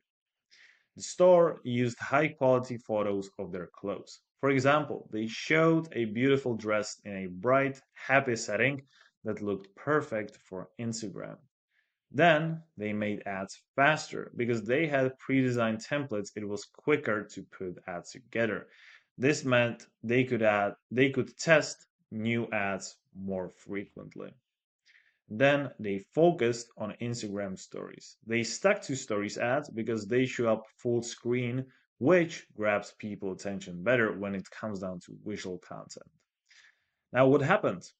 Huge jump in sales. The new ads made a 417% increase in sales. That means way more people bought clothes from their website.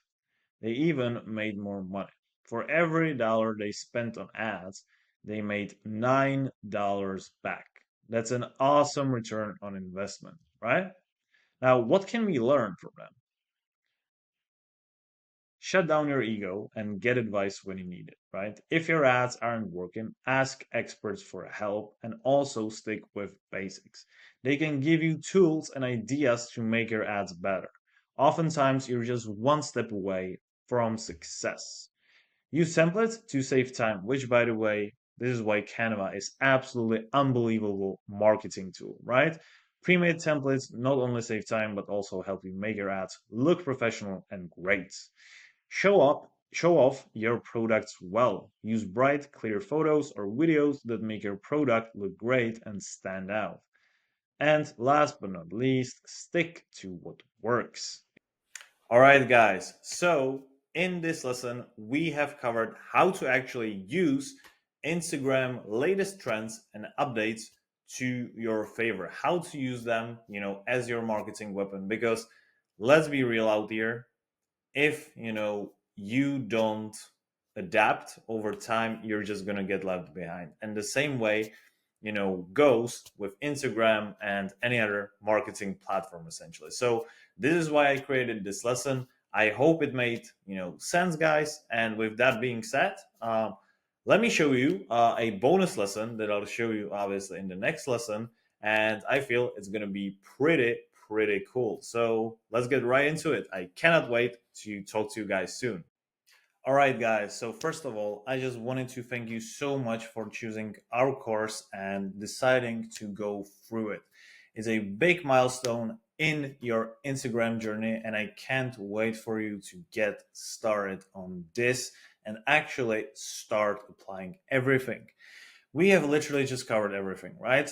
I've explained to you, the basics of Instagram, the basics of posting, what are stories, what are reels, what are posts, how to create your Instagram profile, what is the secret of high performing bio, what is the secret of high performing posts, how to create reels, how to advertise on Instagram, how to, leverage trends, and how to be ethical on top of all of it.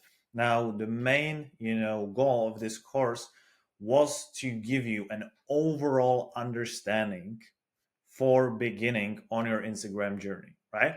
The entire goal of this was to equip you with a basic knowledge you can then use, and then you can build on to get more advanced levels and to get better in the future. Because if you don't have these fundamentals, if you don't have these basics, I'm telling you, you can do whatever you want, but if you're just lacking, basic understanding, it's like, building a house on a very weak foundation. It's just, it's just gonna crumble, and the house is just gonna fall, right? And it's just, not gonna end well. And this is what we don't want, and this is why we created this course.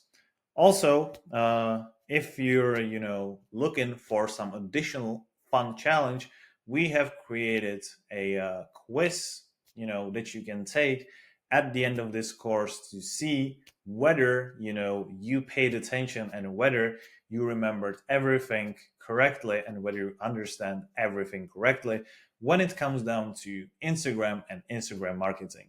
So, with that said, it was a great pleasure to teach you, and I hope you guys learned something new, and I wish you all the best in your Instagram journey.